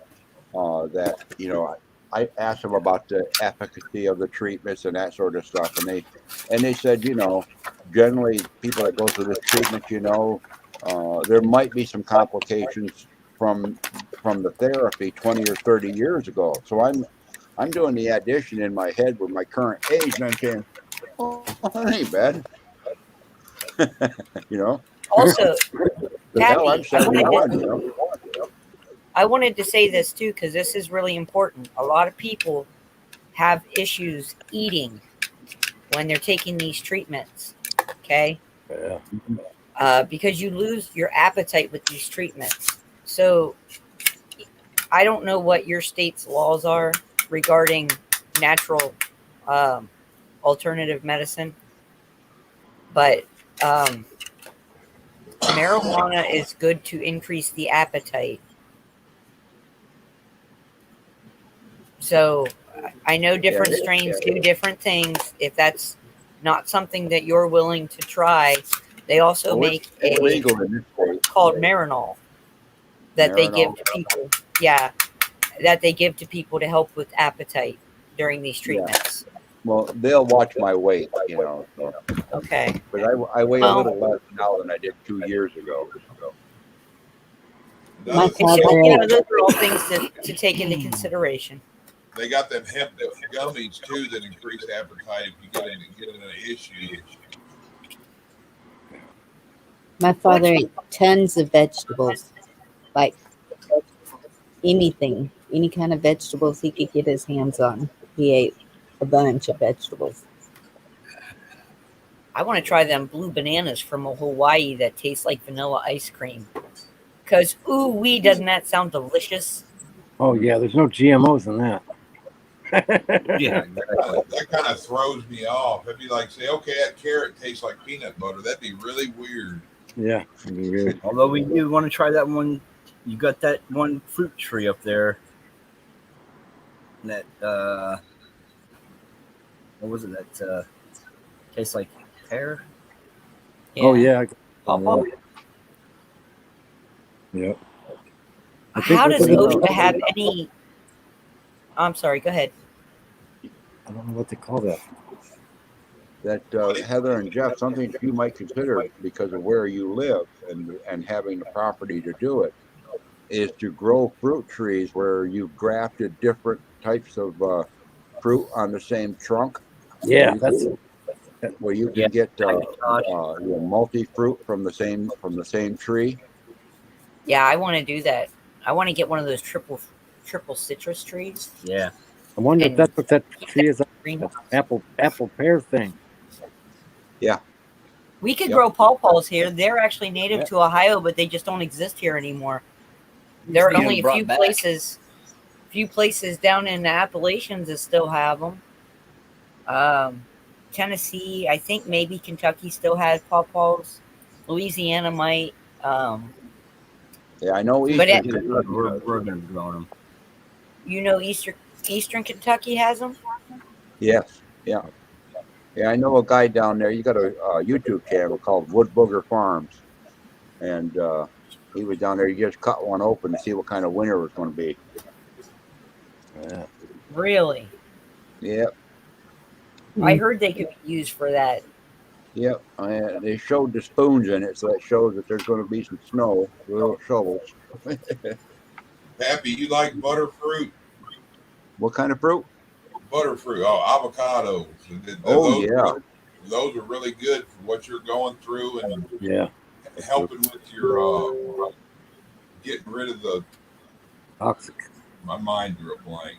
Get rid yeah. of They gets rid of the toxins that are produced as a side effect. I'm not going to be taking any chemotherapy at all.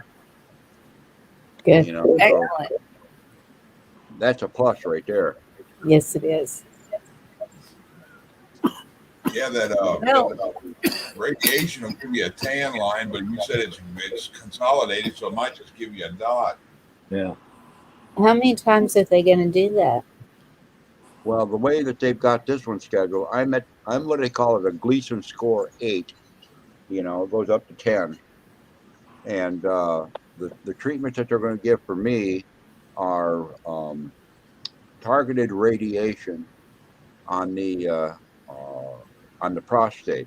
Now, what they're going to do is they're going to go in there. They're going to do implants first. They're going to put 3 pellets of pure gold in the prostate, and what they'll do is they're making a mold that I have to lay in. It'll mold to my body shape, and then they're going to put they're going to tattoo 2 marker dots on either one of my hips, so that each time I go in there, it'll be aligned perfectly. So when they put the the radiation treatments in, and the gold markers in there, they're non-reactive, so they don't heat up with the radiation, they don't react to the radiation or any of that sort of stuff.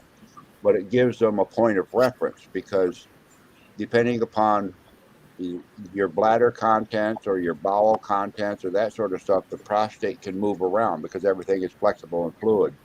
Right. So that allows the machine to lock in on the areas that they're going to treat.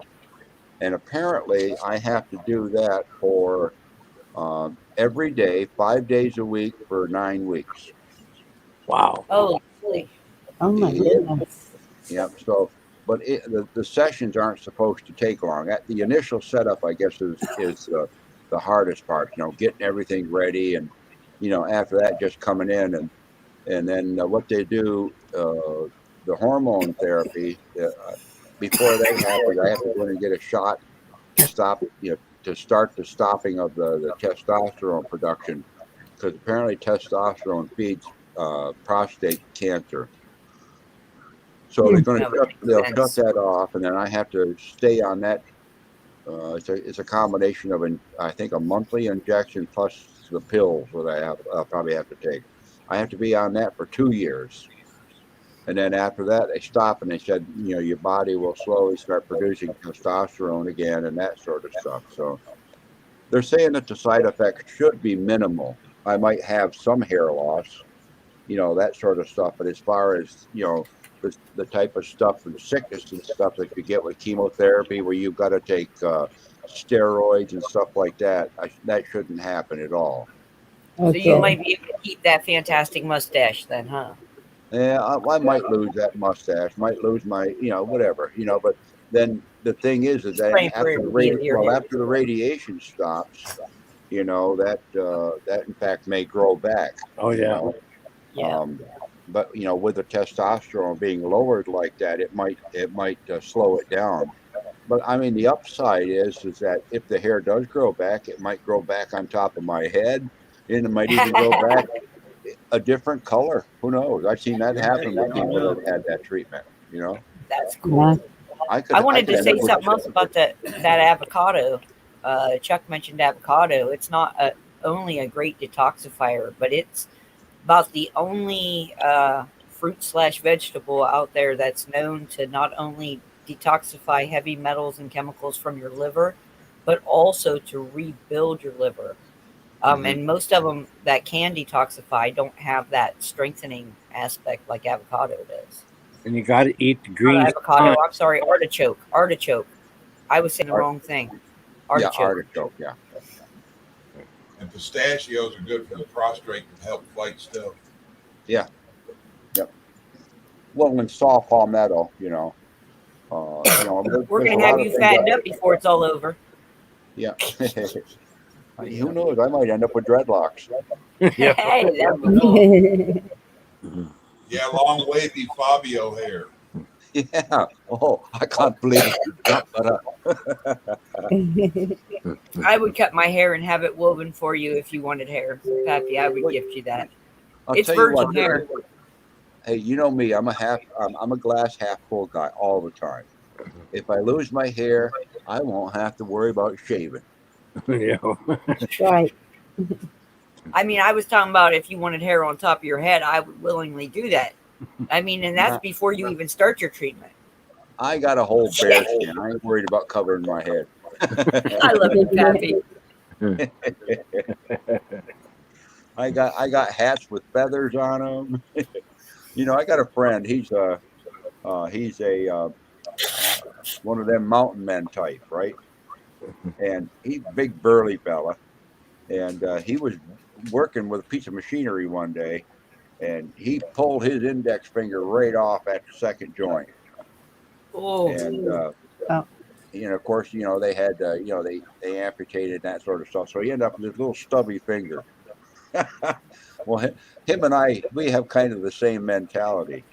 So he goes out, he being a fur trapper and all that sort of stuff. He goes out and he fashions himself a fake finger, right? And on the end of the fake finger, depending upon what mood he's in, he might have a turkey foot. He put a bear claw on it one time.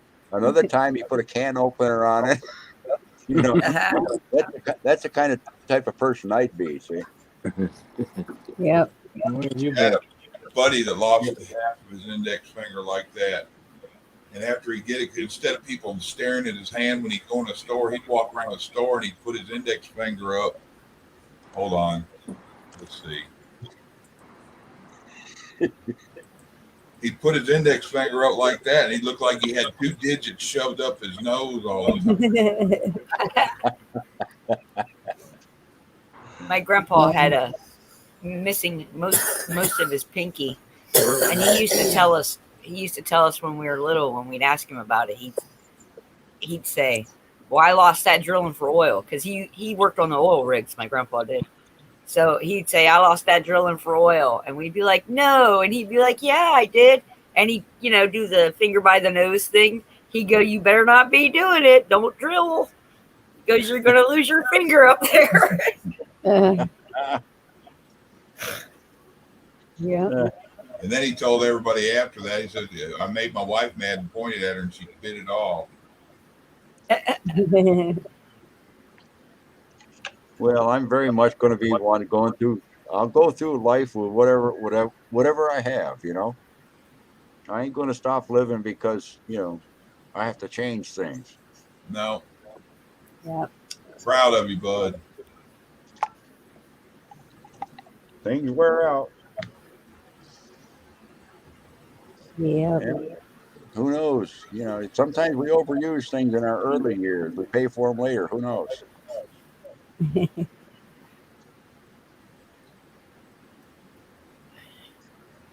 I mean, we've all got cracked vessels somewhere along the line. Just throw a little bit more clay on it, fire the cone back up. It'll be fine. Another thing we can blame our government for, that they put us through somehow or another.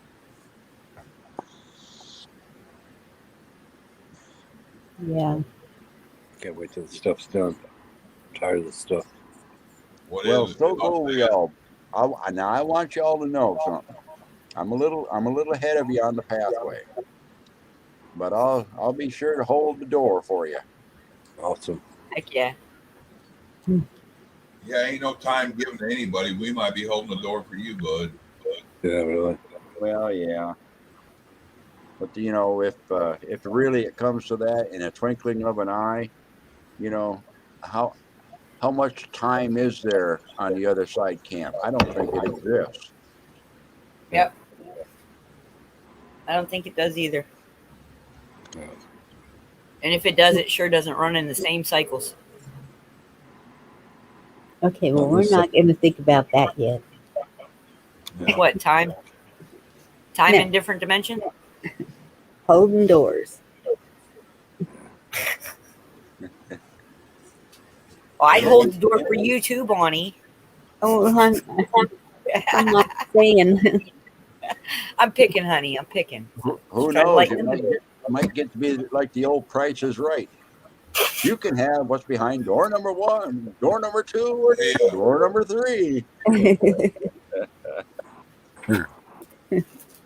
Now, Lisa's asking for prayers for somebody, for Mike Morales. What are we praying for there, Lisa?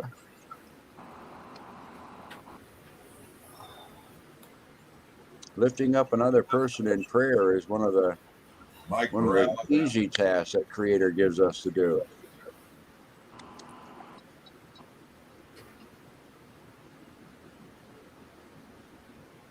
Who is that? He does weather and he does Chemtrails. satellite images, and he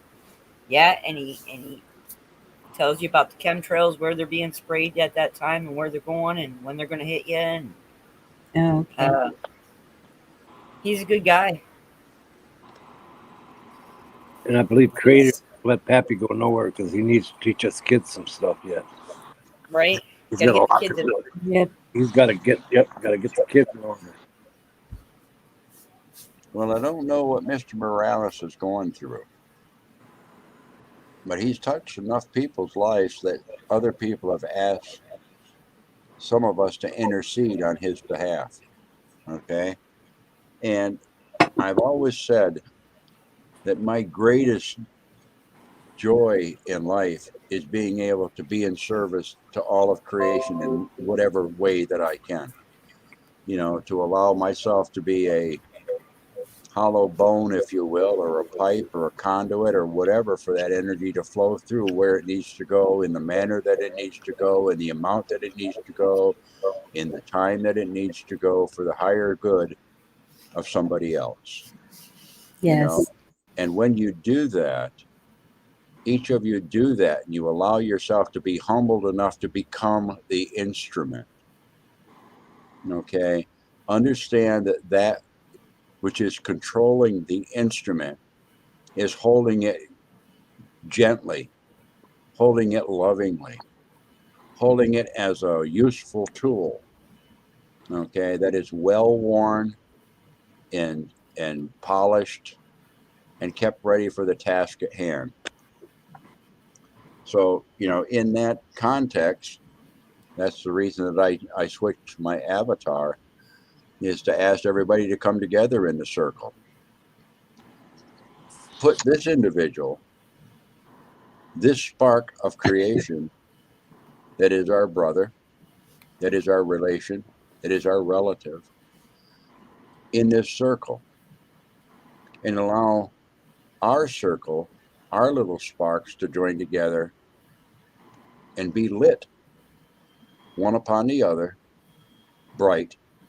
Let it be fanned with the wings of butterfly, with gentleness and transformation and metamorphosis. That the one in the center that we're praying for can receive this, which has come through us from original source, to be put and fanned by the wishes, if you will, the whispers of the heart for his highest good. That from that fire which is kindled in the center, that he can rise again to the health and the purpose that his life is supposed to be, like the phoenix rising from the flames. So I ask for you to think of that. Think of it from your inside place. Bring it forward from your inside place and bring it up to between your eyes. Focus it and see it getting brighter. And see it traveling down till it comes on the tip of your tongue. And say it. Make it so.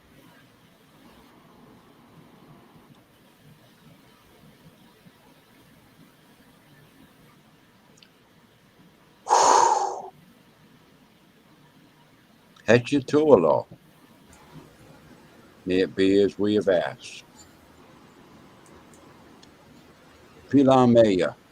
Thank you. Thank you. Thank you. Thank you. Aho.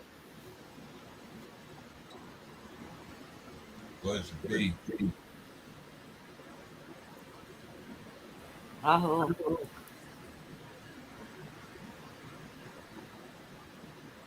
Aho. Now, the energy that's shared through us has a mind of its own. It is intelligent. It knows its purpose, even though we do not have to. We might, in our minds, have an intent, okay, but we do not limit that intent because we do not know the miracles of its purpose, nor do we need to. We're just the conduit for it to flow through. At some point in time, perhaps the same thing will occur to us as we receive in the same way. So, knowing that this energy can be sent out, not only is the individual on the receiving end receiving that energy, but also all those that he's connected to on his personal web that are around him that are part of that situation. They also receive. He becomes a receptacle as well as a transmitter. That's how much intelligence this energy has. That's how much power this energy has. It is not limited to our limited thinking. We allow it to go where the intelligence sends it. We allow it to go in the manner that it needs to go, with all the lessons that will go with it. So it's a holistic healing that takes place with this. And the healing and the teaching travel both directions, not only to the receiver, but to the sender. By you sending tonight, you are also receiving and teaching and learning about yourself and learning about your place, not only in your individuality, but when you come together. Because where two or more are gathered of like purpose, that's where miracles start to happen.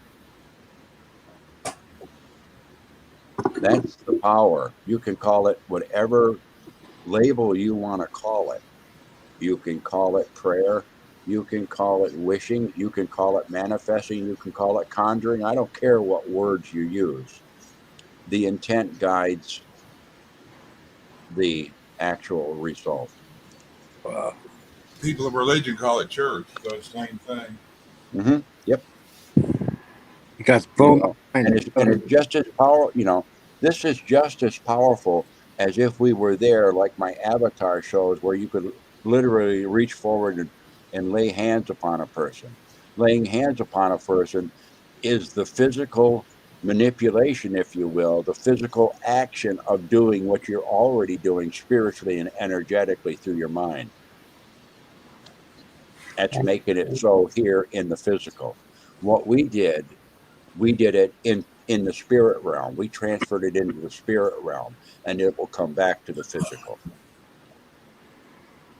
By putting the hands-on healing, we bring it from the spirit world into us through our hands, put it on them, and then back into the spirit world again. That's why you're the go-between. Whichever way we've done it, either the way we've done it tonight or when you do it in person, you're the go-between. See how important you are? See how powerful you are? Yes. you're not going to believe this. Y'all amaze me. Guess what card I picked? This was earlier. None of us had any idea what this conversation was going to go to. No one knew what Lisa was going to say, what she said. Earlier, way earlier, I picked a card. It came up Raven. Raven, black as pitch, mystical as the moon. Speak to me of magic. I will fly with you soon. Throughout time, Raven has carried the medicine of magic.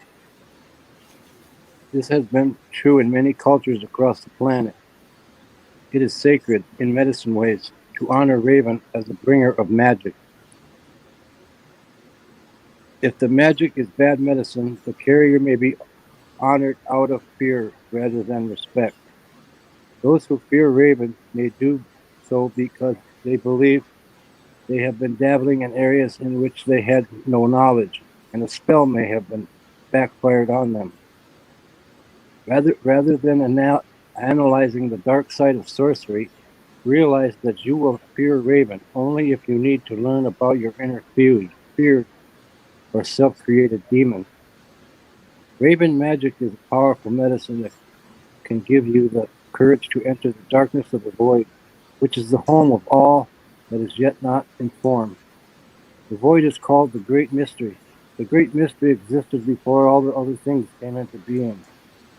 Great Spirit lives inside the void and emerged from the Great Mystery. Raven is the messenger of the void. If Raven appears in your spirit, you are about to experience a change in consciousness. This may involve walking inside the Great Mystery on other paths at the edge of time. It would portend a signal brought by Raven that says, you have earned the right to see and experience a little more of life's magic. Raven's color is the color of the void, the black hole in space that holds all the energy of the creative source. In native teachings, the color black means many things, but it does not mean evil. Black can mean the seeking of answers, the void, or the road of spiritual or non-physical. The blue-black of Ravens contains an iridescent that speaks of the magic of darkness and the changeability of form and shape that brings on an awakening in the process. Raven is the guardian of ceremonial magic and absentia healing. Absentia healing. In any healing circle, Raven is present.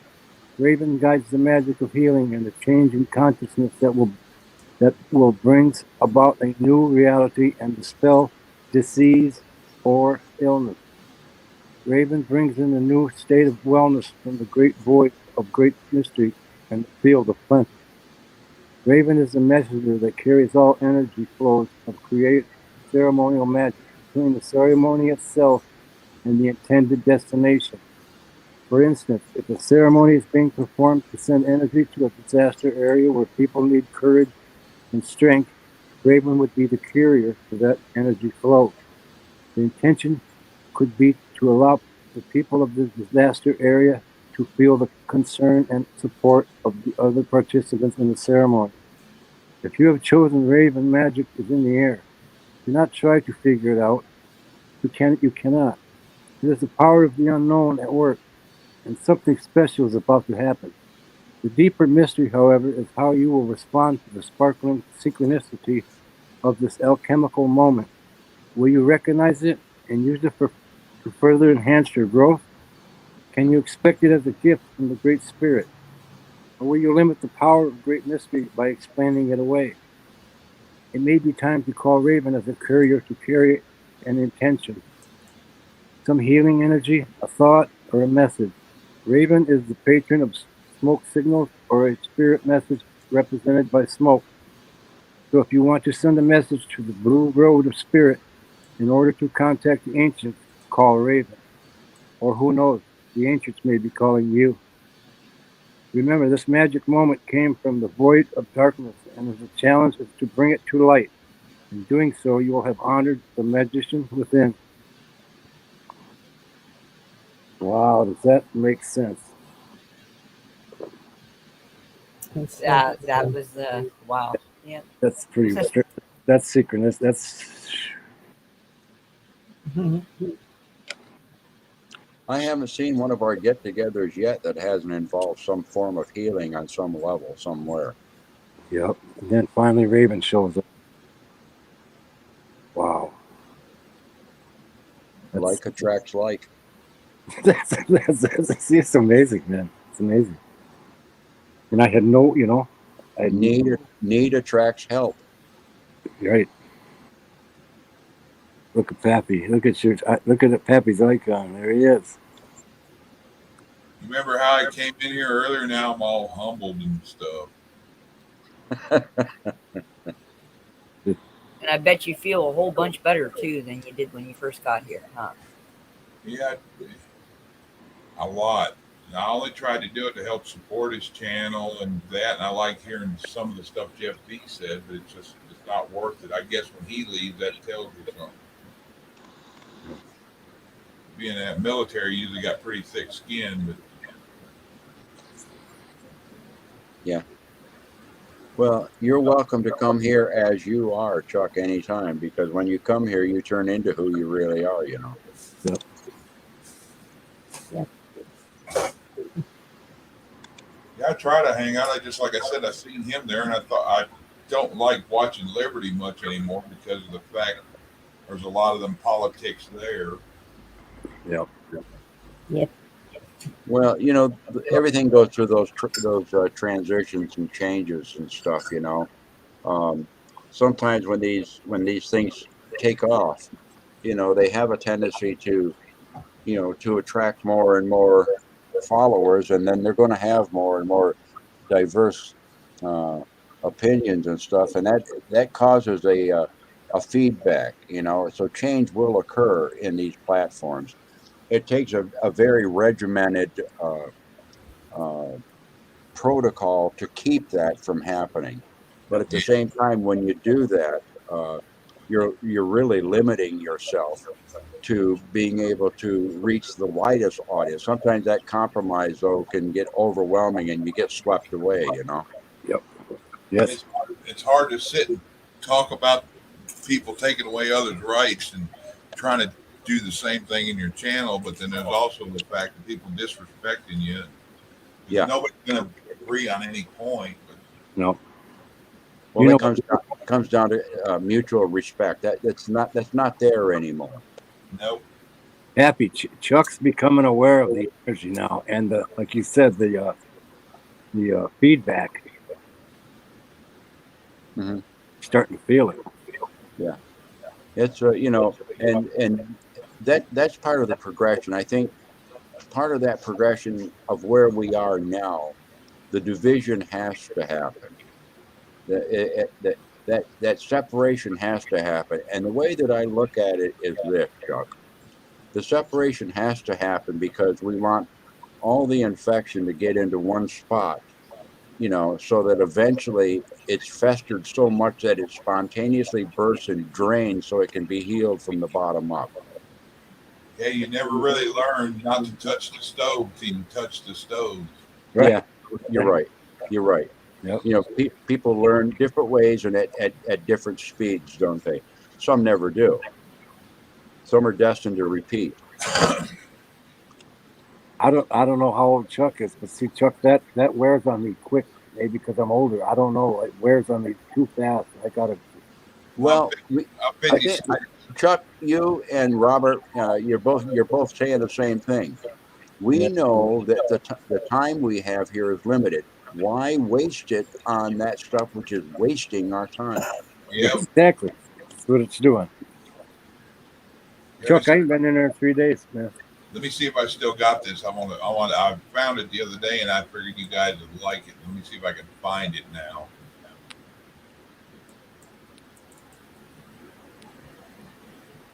Three things you cannot recover in life: the word after it's said, the moment after it's missed, and the time after it's gone. So choose your words wisely. Embrace every moment you have with those you love, and never waste time arguing over things that will not matter in the last 5 minutes of your life. Those are true words. Yep. Those are words of wisdom. I posted that on Facebook, and a bunch of idiots 10 years ago. Well, it seems like somebody that posted it 10 years ago should have posted it on his wall and saw it every day. And we were talking about that something like this the other day here, and I went and looked at Facebook, and it was sitting up there. You put this up 10 years ago, and I was like, I need to save that and show it to them. How do you say that's not synchronicity? Yeah. Kind of like Robert. Everyone has a time and a place.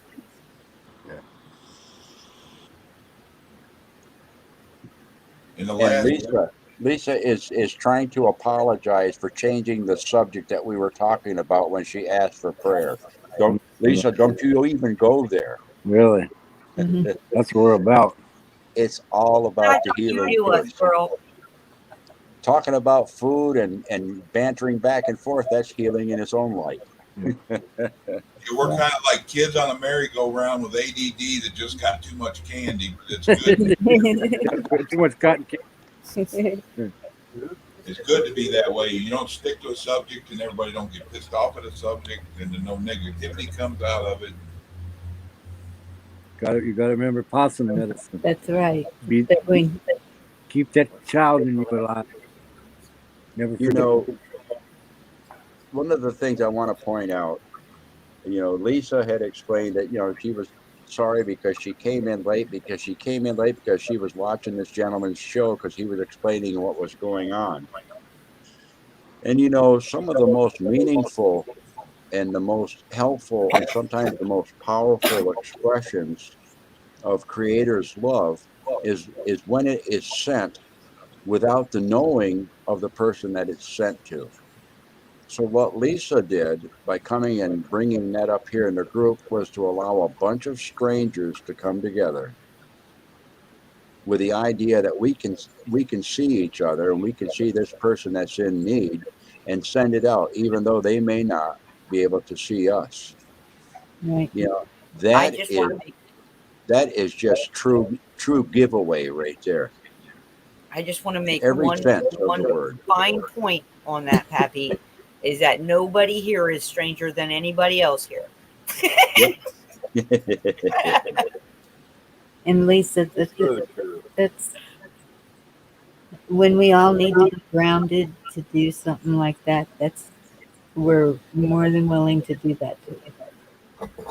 Like I said, you are our sister. Yeah. Yeah, there are people that would get upset if we were to come in and change the subject like that and it goes and that sort of stuff. But the people in this particular chat, in Heather's chat and stuff, we're supple like the willow. We're well rooted, and we bend with the changes and stuff. We point in the direction that the wind points us in, and stay grounded. So Lisa, don't you don't need to compare us to others out there and stuff like that. So please don't feel that you're disrupting here, because you are certainly most welcome here. And I'm glad that you came in, because an opportunity to get involved in healing or lifting somebody else up for their benefit or whatever, that's really one of the most memorable things that we can probably do as our life's purpose. It doesn't cost us anything. We don't have to do anything. We just have to be. We don't have to expect anything in return. It's a pure giving. And what are we giving? Nothing of ourselves. We're allowing Creator to go through us so that Creator can do the giving. We don't even have to give of ourselves. Yeah. We love you, Lisa. Except taking a couple of minutes, maybe. We're manifesting good vibes. Yeah. As I said, we're just channeling it to those in need. Can we wrap this back round to where we started? Because I would be interested in everybody's take on this now that we've had a full evening discussion, but their take on your dream. I can be like a ketchup popsicle, but I mean well.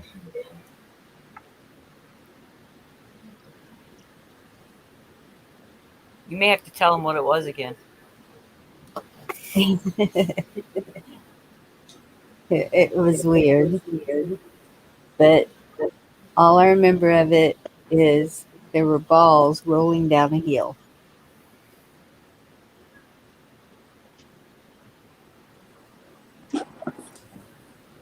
I guess I missed that. Do you remember? I mean, do you remember, were they like stone boulders, or were they actual like plastic balls, beach balls, something like that? Or And it wasn't like they were plastic. It was like, I would say, 2-foot diameter, maybe kind of like a pool ball. I don't know. And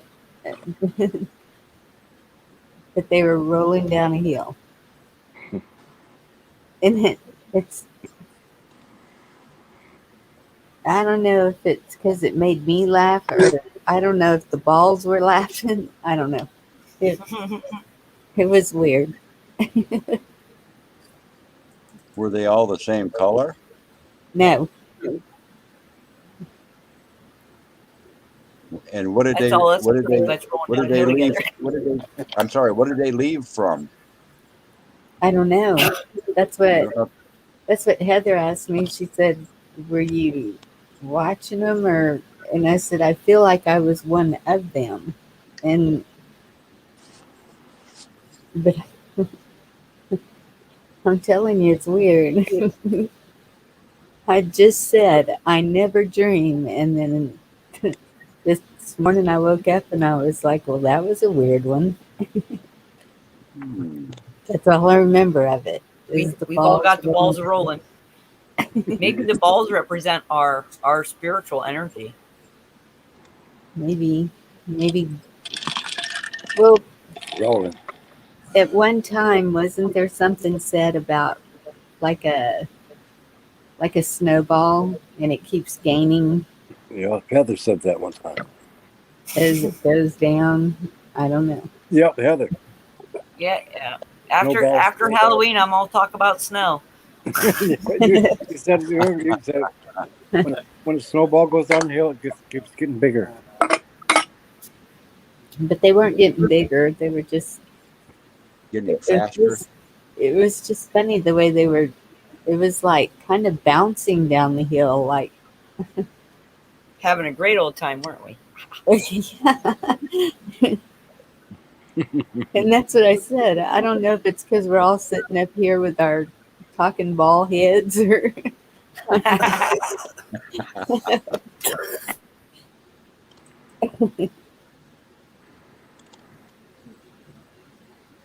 Yeah, I had a conversation with my son today. He's worried about his son's future now. no. I just told him to teach him to be strong.